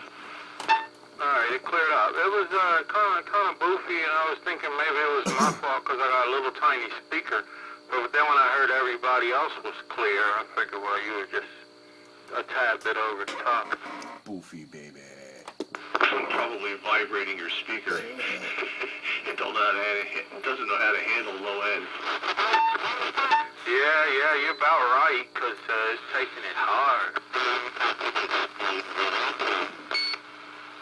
Oh, and the bleed over starts. Right on schedule. Is that when it usually comes in? Don't go out until tomorrow night. I think he puts his kids to bed or something.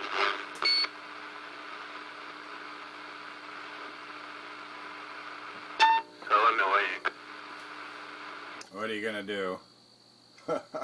What are you gonna do? Carry on with Classic Radio Roundup. Carry on. Carry on, my wayward son. Is that what that said? Carry on, my wayward son? That's right. That's a Kansas song. I never knew what they were saying, man. Never knew. Carry on, my wayward son. Don't give up your day job. There'll be peace when you are done. Lay your weary head to rest. And don't you cry no more. Come on, operator, run. You got the guitar part. I'm already air guitaring. I know I can't sing. I know I can't sing, so I'm not going to try. You know I can't dance. You know I can't dance. I heard some guy on, I don't know, 80 meters or something. He was jamming with Frank Zappa song. That was funny. I was like, okay, it happens down here too. Oh, yeah. 80 Meters is the CB band of ham radio. But it gave me a chance to listen to some good Frank Zappa for, I don't know, probably listen for 10 minutes. Oh, dial through on a Saturday night. You will be entertained. Especially late on a Saturday night. It used to be worse. Man, it used to be like the Wild West. That's at 80 meters? Oh, yeah. Yeah, before Riley got in there and cleaned things up. Oh, yeah. You get all kinds of rednecks down there, and they'd be whooping and hollering and liberty netting and oh, man. I like to listen to the Liberty Net during the Clinton years. They were ready to have revolt then. Oh, yeah, man.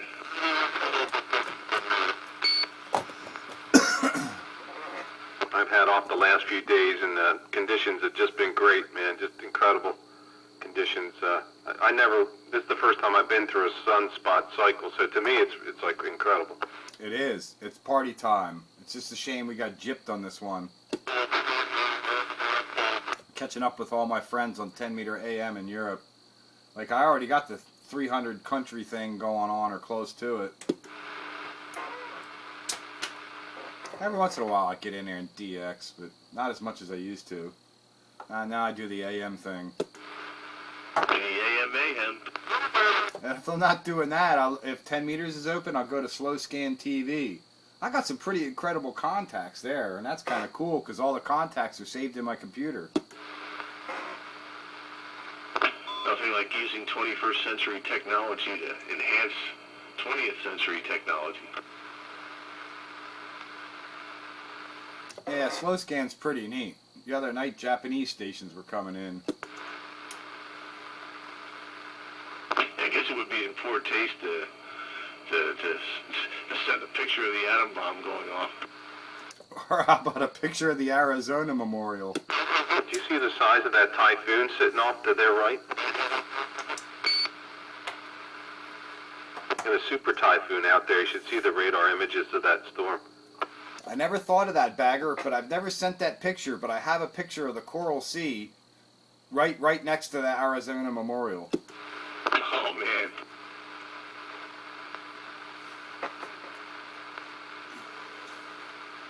I usually send pictures of dogs or radios or things of that nature. They have the Enola Gay right down there outside of D.C., Dulles Airport at the Space Museum. Yeah, I don't think that would go over too well either.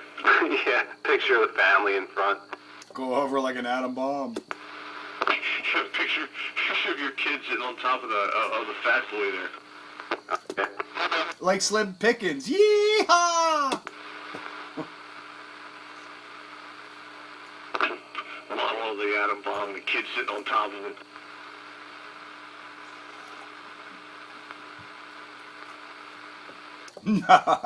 No, I think that would probably be in poor taste. Oh yeah, definitely poor taste. But that actually is my three computers I access at work, and on one of them the background is that picture, Coral Sea, right behind the Arizona Memorial. You wanted it at the time? No, So it wasn't during your tenure at that particular time of your enlistment. No, but I've been to the Arizona Memorial, and I lived on the Coral Sea, so, you know. Yeah, there you go. That works. Close enough. You did Holiday Inn Express. That was my first home away from home. Most people move into an apartment. That was mine. My first home away from home was an aircraft carrier. Did you have mattresses or were they hammocks? No, we had mattresses. All 3/4 inches of it. That's not a mattress.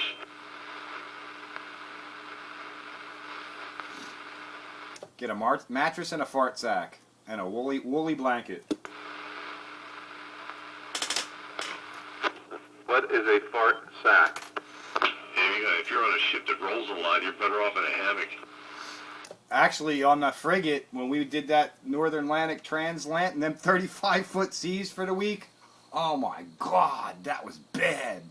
And the first couple of nights, we had these rack straps, and I balled up blankets and stuff under my mattress so it made a U, and then rack strapped myself in, and the motion was such a jerking motion, I still couldn't sleep. I was not being thrown out, but I was still being thrown about. It's like, this sucks. Well, at that time, I had some rank and whatnot, and I had my own calibration lab. So I went in the calibration lab, and I took some sheets or fart sacks and strung them up and made a hammock, and then let the ship move about me, and I actually got some sleep. I had it going on. Yeah, because it moves and you stay relatively level. Not that. Yeah, I was like, man, them old sailors had it going on. Yeah, the hammock was much better. Yeah, sure. It dampens the motion of the ocean.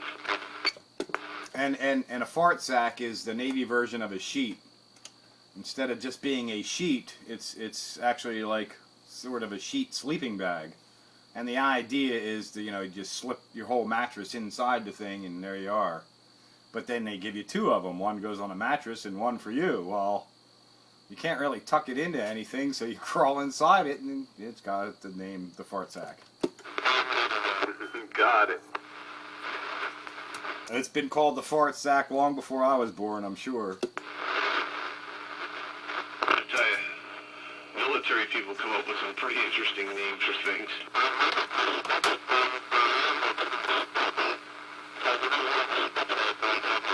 It's not a mop, it's a swab.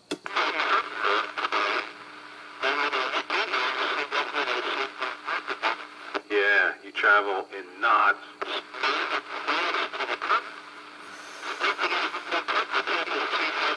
Well, actually, to me, it's turns of the shaft. How many RPMs? How many RPMs?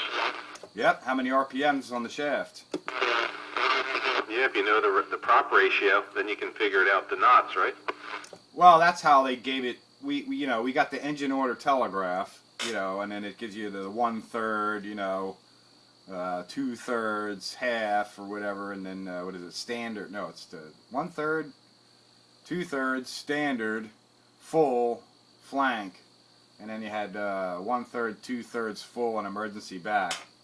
But in those ranges, there was revolutions. So, say from 0 to 1/3, it'd be from 0 revolutions to, say, 33 revolutions, and that may equate to however many knots. But well, we were always, we wanted to know how many RPMs they wanted on the engine, and usually when they just rung up a bell, you went right into that middle number of the RPM range for that bell. Sometimes they would dial in the actual RPM that they wanted. There was also, next to the engine order telegraph, there was an RPM indicator, or what do they call it, RPM demand? Anyway, they would dial up the exact RPM they wanted sometimes. Yeah, it was pretty easy to do, too, I guess. I mean, those ships didn't turn very fast. Like, what do you got, like 80 or 100 RPMs max? Well, flank bell on a Coral Sea was 205 RPM. Yeah, that's a little on the high side. Some of the older steamships, like the Titanic, it was common, it's like 75 RPMs was typical. Yeah, but they also weren't doing 35 knots and turning a 36-foot diameter prop. Yeah, 205 RPM, flank bell. Oh, yeah. That's a little bit more powerful. 202,000 shaft horsepower.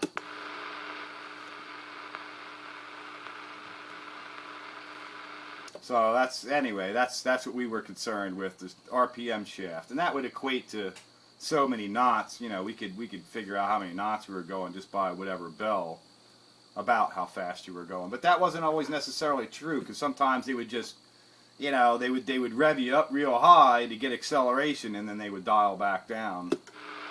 That's cavitation causing that. No, the ship is doing, say, 5 knots, and they want to get to 15 knots now. They'll dial up a flank bell will dial up 190 RPM. Once the ship reaches 15 knots, they'll dial us back down to a standard bell. Oh, okay. Like flooring the gas pedal just to get there and then backing off. Exactly.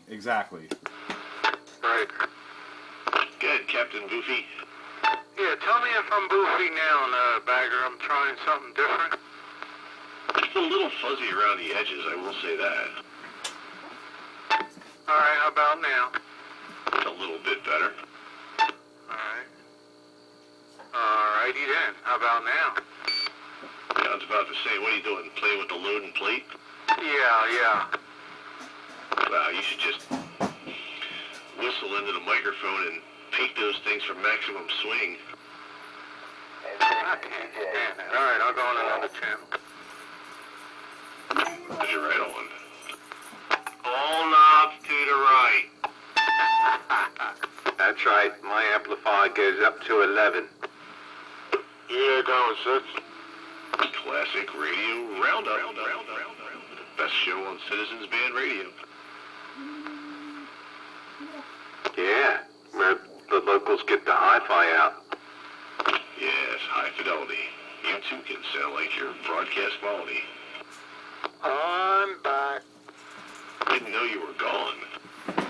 I was told that by a station in Portugal while using the Melty LMAC. I sounded broadcast-like.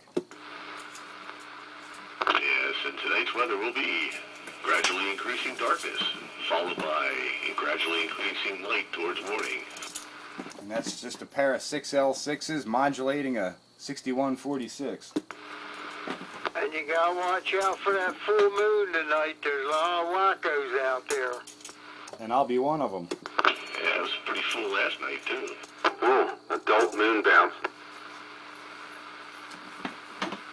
Well, when it's full moon, it lasts 2.5 days. There's a moon out tonight. Oh, you could go on. My dad could probably get a whole show out of moon songs. Yes, he probably could. He's pretty good at putting together theme-related shows. Yes, he is. He has fun doing it. I was over at the house last week, and he's got stuff. He works on it like a month ahead of time. Well, yeah, when he gets time, he probably works on it. That way, he's not in a bind at the last minute. Yeah, he's got crates with all the dates. So this show will be all this music. This show will be all this music. I'm like, oh wow, you got it laid out for a month ahead of time. Yeah, it's a smart way to do it. That way it's ready to go, He doesn't have to say, oh crap, I had this come up and I couldn't get the show ready in time. Anybody down around Newtown Square or down that area, look out for a purple suitcase. He's always been well organized that way. A purple suitcase? Yeah, a purple suitcase. What's in the purple suitcase? Somebody's sheet music. They lost their sheet music after they done their show on Saturday night. Oh, okay. Oops. Don't. Bobby Rydell, I think it was. I do believe you are correct. I heard that in the news the other night. Yeah, I hate when that happens.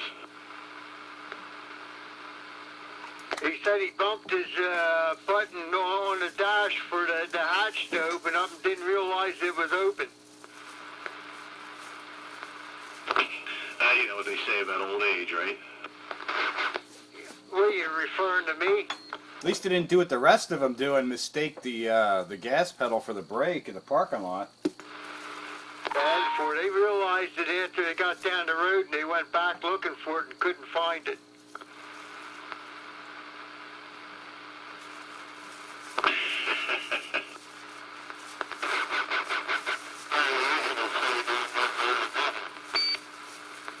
We switch radios again. I'm on the same J C Penney single sideband transceiver Pinto. Dave, you're on your contact 23, aren't you? Yeah, you could tell.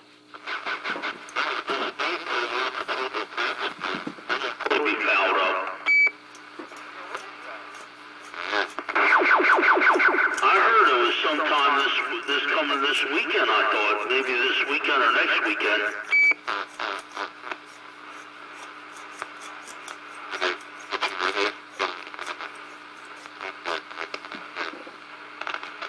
Good. I think it's just the plastic keying switch. I like the sound of that. Yeah, 27.115 on your radio dial. Brought to you by Fred's Discount Voodoo Emporium. I don't have one of them dials. My 23 channel AM radio dial. Yeah, that's right. There we go. I gotta turn this gain down. Had too much audio gain. There we go. Audio gain. Yeah, it's like starting to sound like a radio station. Yeah, like a radio station. Everybody running that big bottom sound. Yeah, my J C Penney radio. Oh, not too much. I've been sandbagging for about a half an hour. Aha. So you heard all those imitation Chuck stations. Yeah, I sure did. Hello, Chuck. See what you started? Yeah, hello, Pete. Well, good. I mean, it's, that's what this hobby's about.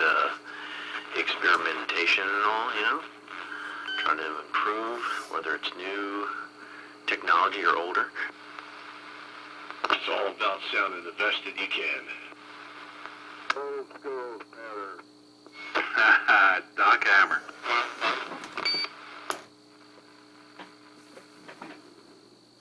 And this portion of Classic Radio Roundup is brought to you by the 05 Institute of Electrical Excellence, located in beautiful Fort Lauderdale, Florida.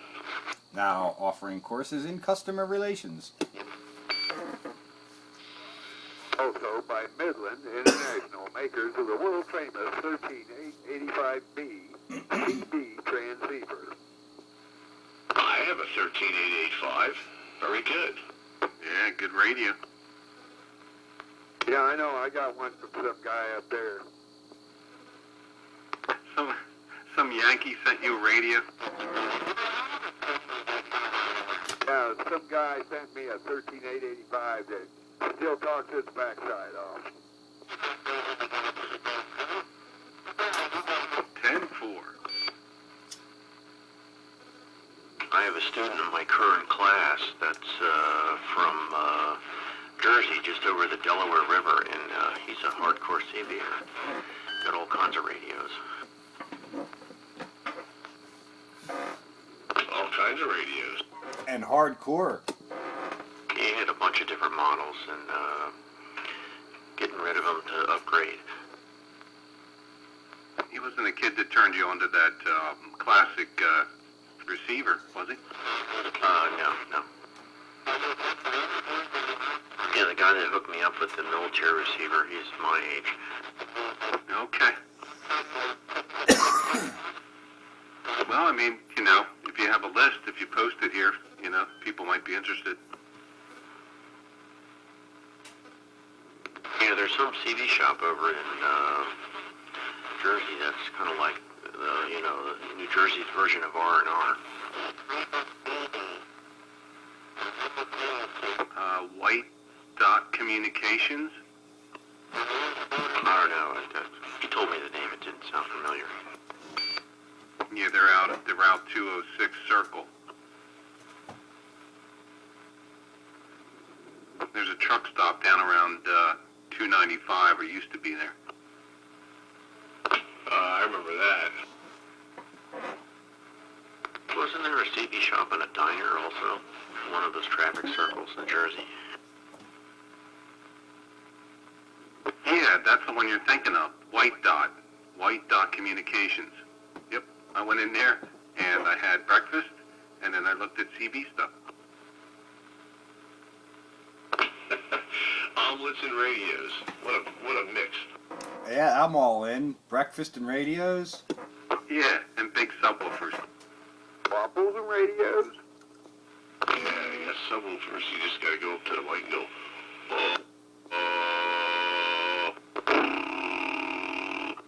Yeah, I went in there, 1978, that place, if it's the same one, and to have breakfast with guys, and they had this TV shop across from the counter there, and lo and behold, there was a Siltronics 1011D for sale. And they probably wanted a mint for it. Yeah, I didn't even ask. That stuff goes with that Swan radio equipment. Yeah, cut from the same mold. Yeah, Siltronics is basically Swan's attempt at capturing the 11-meter market. And insulating them from the ham community. Yeah, exactly. They're strictly ham as Swan, and then they were, somewhat more bootleggy as Siltronics. Built all those VFOs and the 1011 series and, a couple of amplifiers. If you could make a kit that would get those babies to stabilize, I bet you could make some money. Yeah, you might be able to. I don't know. Some of them are a lot better than others, though. Well, I got a Model 90 VFO that I use in my console too. It works really good. It's stable as a rock. I've always had them. The ones I've seen have always drifted a little bit. I had one over here. Guy had a Browning that I was working on, and it would drift, and you adjust a little bit, it would drift, and after about maybe an hour or so, I guess it would settle down. And were Oh, those yeah. tube or solid state? No, they're all solid state. Yeah, that's what I thought so, because you don't see any venting on the cabinets. Yeah, the VFO I liked were the PALs. They had the crystals in them. And so the variable frequency was a lot lower, and they mixed it against the crystal to give you your output frequency. And I guess because it's a lower frequency oscillator, it was much less drift. It was much more stable. Yeah, the panels, they look like a tinker toy next to them, Yeah, they were smaller, and they didn't have as much range either as the Model 90s, but they were a heck of a lot more stable. Isn't there like 4 or 5 different versions of the Model 90 based on what you could lash it up to? Now, there's 6 versions of it. Model 90 and Model 80 both. Yeah, they had a -1, a -2, whatever. It was depending on what crystal frequency your radio had. Yeah, I knew it was a bunch. I kind of guessed at 5. It might even have been more. It might have been 6 or 7. But, there really weren't all that many different frequency combinations. Most of the common, solid-state base radios used either 23 megahertz or 11 or something like that, or 16. Depending on what it was. Or if it was an AM radio, they might have used 37s and 10s and things like that. Yeah, the Model 90s, they always looked appealing to me because they had that big honking knob to grab and spin the dial, Okay, I break her up this way? Yeah, is that CC again?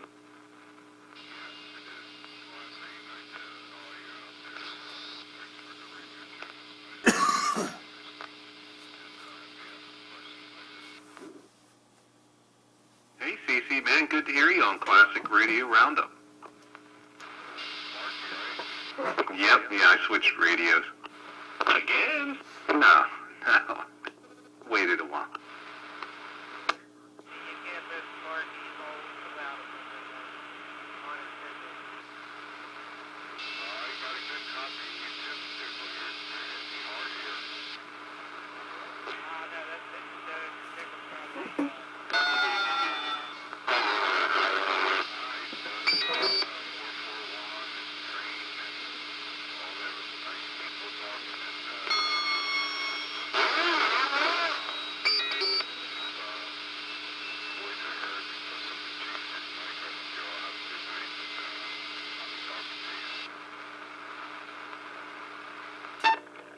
Have a good night, CC Train.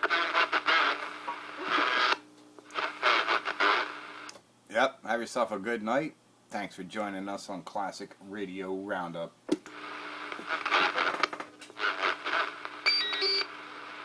Yeah, see you later. Thanks for stopping in to the Classic Radio Roundup.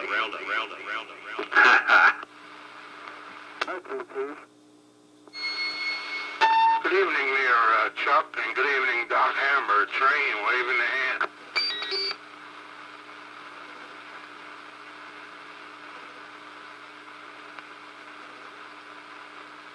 Maybe they didn't hear me. Good evening, Chuck. Good evening, Doc Hammer. What do you... No, I'm on an old classic radio base. I heard you, Train.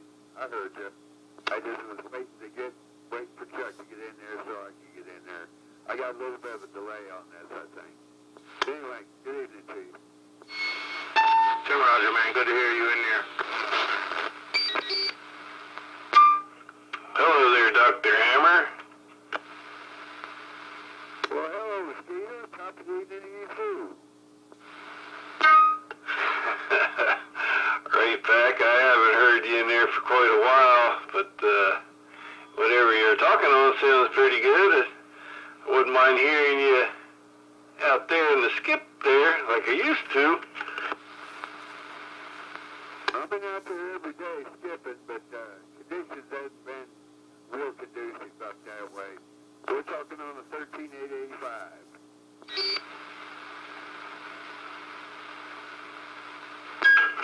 Last Saturday about 5 o'clock, did you hear any of them Brownings on Channel 1? Were you on there at all, listening in? Oh, yeah, I was in there listening in. There wasn't anything. We didn't have any skip here in the wheat fields. Nothing. Yeah, I heard one guy in there, he had real long pinging radio. I think he said he's on a Mark II, but that was the only one I heard, and I only heard him for about 5 or 10 minutes, and he was gone. Captain Coleslaw would have been disappointed. I was expecting a whole lot of eagles flying. I had mine on, but of course in the house I can't do much in the house. I would have had to go out to the van and plug it into a generator.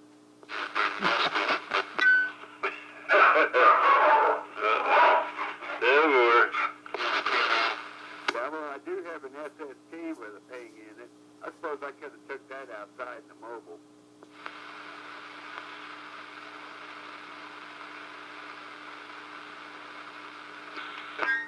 I don't know what they're barking at here, but they're barking at something. Yeah, they can hear more than you can now. Dogs. You're barking at two gamblers in the dark. That's right. Night Train, what are you doing over there? Why, what's it doing? It going downhill? It sounds like it's off now.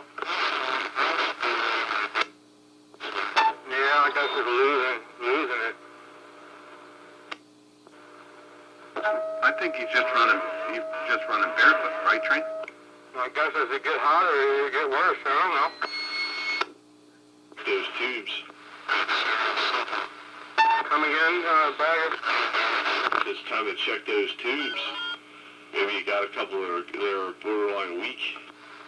Tim Roger, well, that would help because my receiver's kind of craggy too. It doesn't sound real clear. Yeah, that's usually the first thing you got to do is check tubes. Then of course there's electrolytic caps, and then there's crystals and resistors too that often go bad with age. All right, we can start with the tubes first. That's the easiest one. That's right. Pull them out, test them, plug them back in, move on. That's right. I just wish I could go up to the hardware store and plug in my tubes into the tube tester and pull out what I needed from underneath. Oh, I long for those days. I remember them days. I do too. And I got a line on one of them tube testers. It's kind of willed to me. Keep talking like that, Night Train. You're going to get cameraman to pick up the mic. Is it that bad? It's pretty bad. It started out pretty good, so yeah, maybe I'll turn it off and go for a repair. But did you get my text with that one message? No, I didn't. It got a hum in there. Do it really? Don't you hear it, Sandbagger? What's that? That hum he got? Oh, yeah, he definitely has a hum in the background. I would say that's probably indicative of filter caps that are in need of replacement. Both Skeeter and Night Train have hums, but it's not bad. This means you're running some tubes. Maybe replace the caps. This one here is worth really working on. What is that one there? You weren't in there when I came on? I was out in the Mobile, but I couldn't tell what you were running there. It's an old tube radio called a Super MC9 by Radio Telephone. General radio telephone. General Radio Telephone. I thought you sound like you're on an Eagle. Yeah, do you hear that ping? Ha ha ha. Yeah, that's right. That thing's pinging, Train. Yeah, but it's not Eagle, Skeeter. I thought it was an Eagle, or I thought it was yours, and then you went in there and did something that came out like that.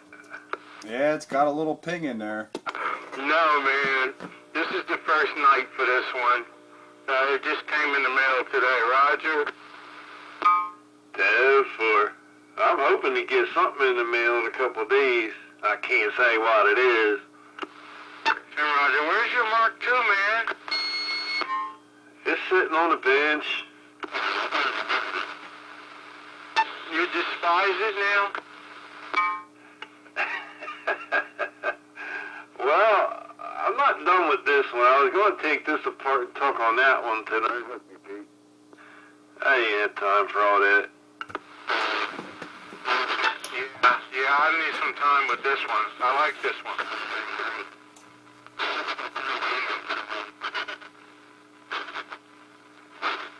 I tell you what, that Blue Dot was really making a trip over here pretty good. It always is.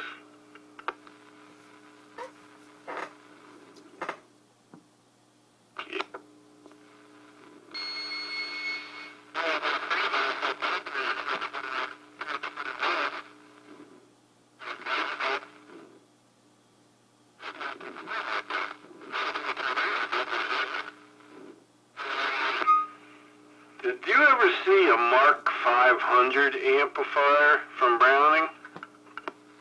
From who? The Browning, has a Mark 100, a 180, and then they have a 500. I know the 180. They have a 500 listed that they sold. I did see a picture of one time on eBay a few years ago, but that was it. I wonder if that was that Context 500, because that's who made the amps, the other amp, the smaller amp for them too. I was looking at Browning's price lists and what they sold over the years, and they had it listed, and they did have an external speaker for a Mark II. They didn't have one listed for a Mark III, but it was listed for a Mark II, and the D104 microphone logo on the back. It was just a sticker. How many times did I tell you before they had a speaker for the Eagle? Oh yeah. You'd have to not touch that logo. no way. All right, train is back. Kick it back. Let us know what we're doing. That sounds nice and clean there. All right, this one here is the Robin 123.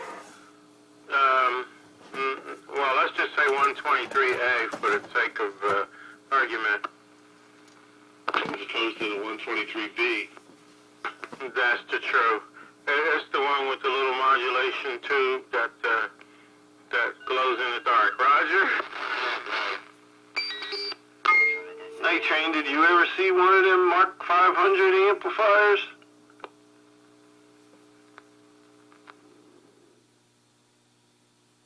By who? Browning? No, the only one I've ever seen is the 180. Therefore, I'm pretty sure I saw a picture of it years ago, but they did sell one according to the Browning price list. They even had beams. Wow, man. Beams? Yeah, they had their own antennas they were selling too. Wow, they had you covered from soup to nuts, man. How did they list the amplifiers? As like modulators or something? Well, they listed them for their business band equipment. Because Browning made a couple radios that were similar to the Eagles that were crystaled up for the business band. Yeah, that's right. Yeah, that's the way they sell this one as a business band. Yeah, that's what they say. Yeah, so I mean, you know, channels 24 and 25 and 26 and 27 and on up there were part of a business allocation, and you know, you could legally run amplifiers there, you know, if your license allowed it. So that's how they got away with it for a while. Then the cat was out of the bag. Over the past 2 hours. Then the cat was out of the bag. Yeah, the hum in the background started to increase a little bit in level, so you probably have some electrolytics that are about ready to expel the black goo or something. Hey, Roger, I think I'll go through and do a once-over with the electrolytics. I have to check and see what values we have and maybe go through there and do the night train thing. Skeeter, just change out all the caps, 10-4. Change all the caps and check your tubes. I sent that link to you there, Night Train. Alright, 10-4, let me check it.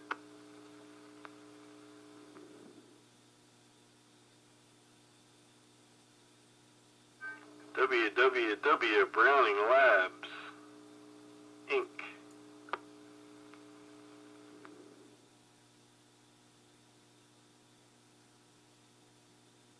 Yeah, anything you want to know about Brownings.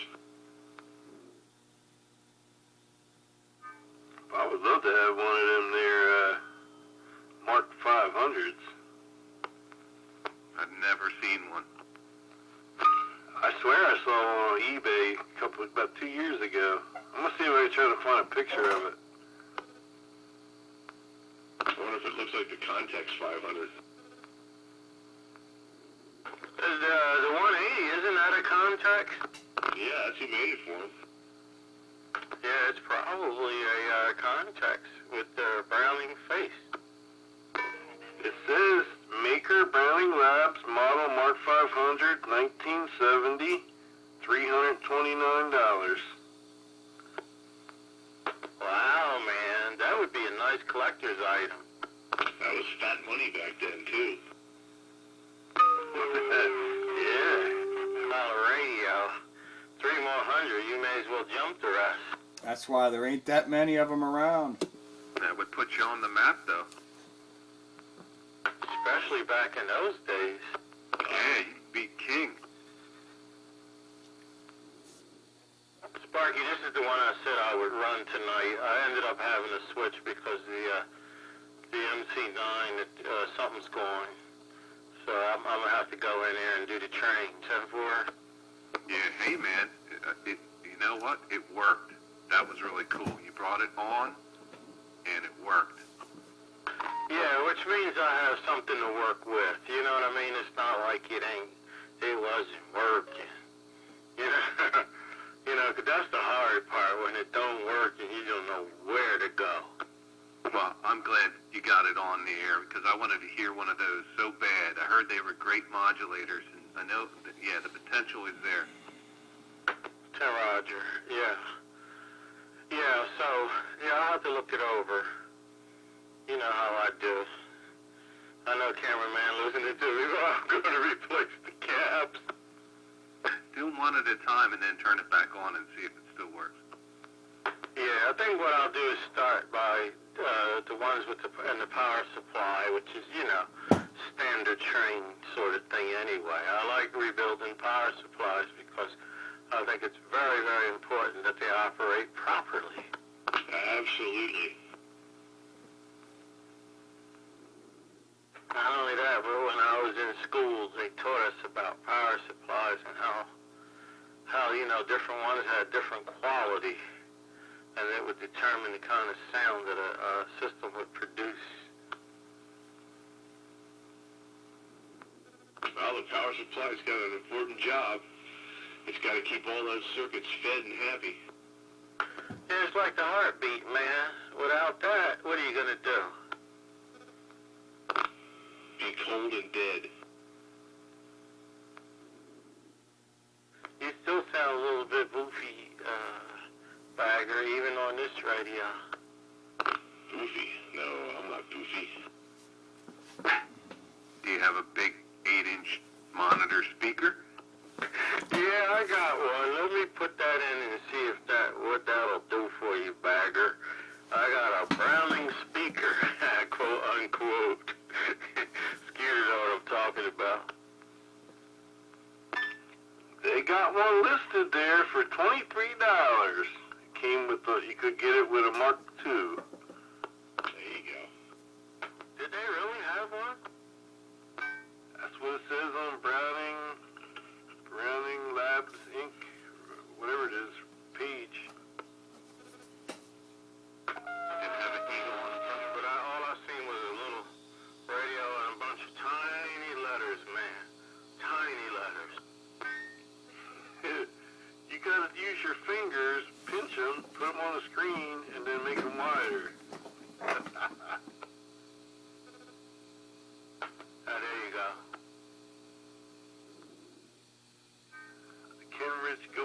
Kenrich Eagle 500 had 20 LF6s in it. Wow. Yes, it did. How many? Had, I don't know how many, but it had 20 LF6 tubes in it. I'm having a hard time finding one. Well, you can string them together, you know. You get like 6 of them and you got 120 volts. See, I had to read through this list, Skeeter. You had to go into Browning's collectibles pricing. I see the collector's guide. There's a CB gallery and there's history.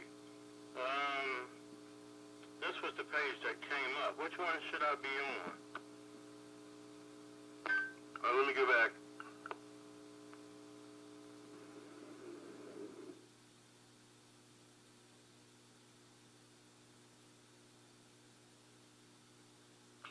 Yeah, buddy.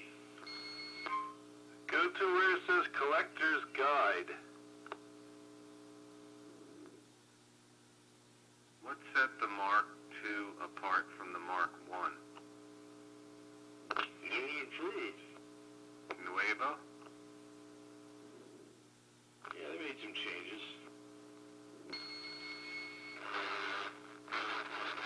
Oh boy.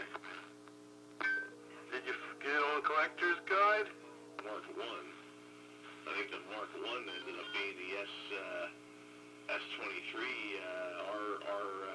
700 thing. Yeah, they called it the Eagle, but yeah, nowhere does it say Mark 1 anywhere on them.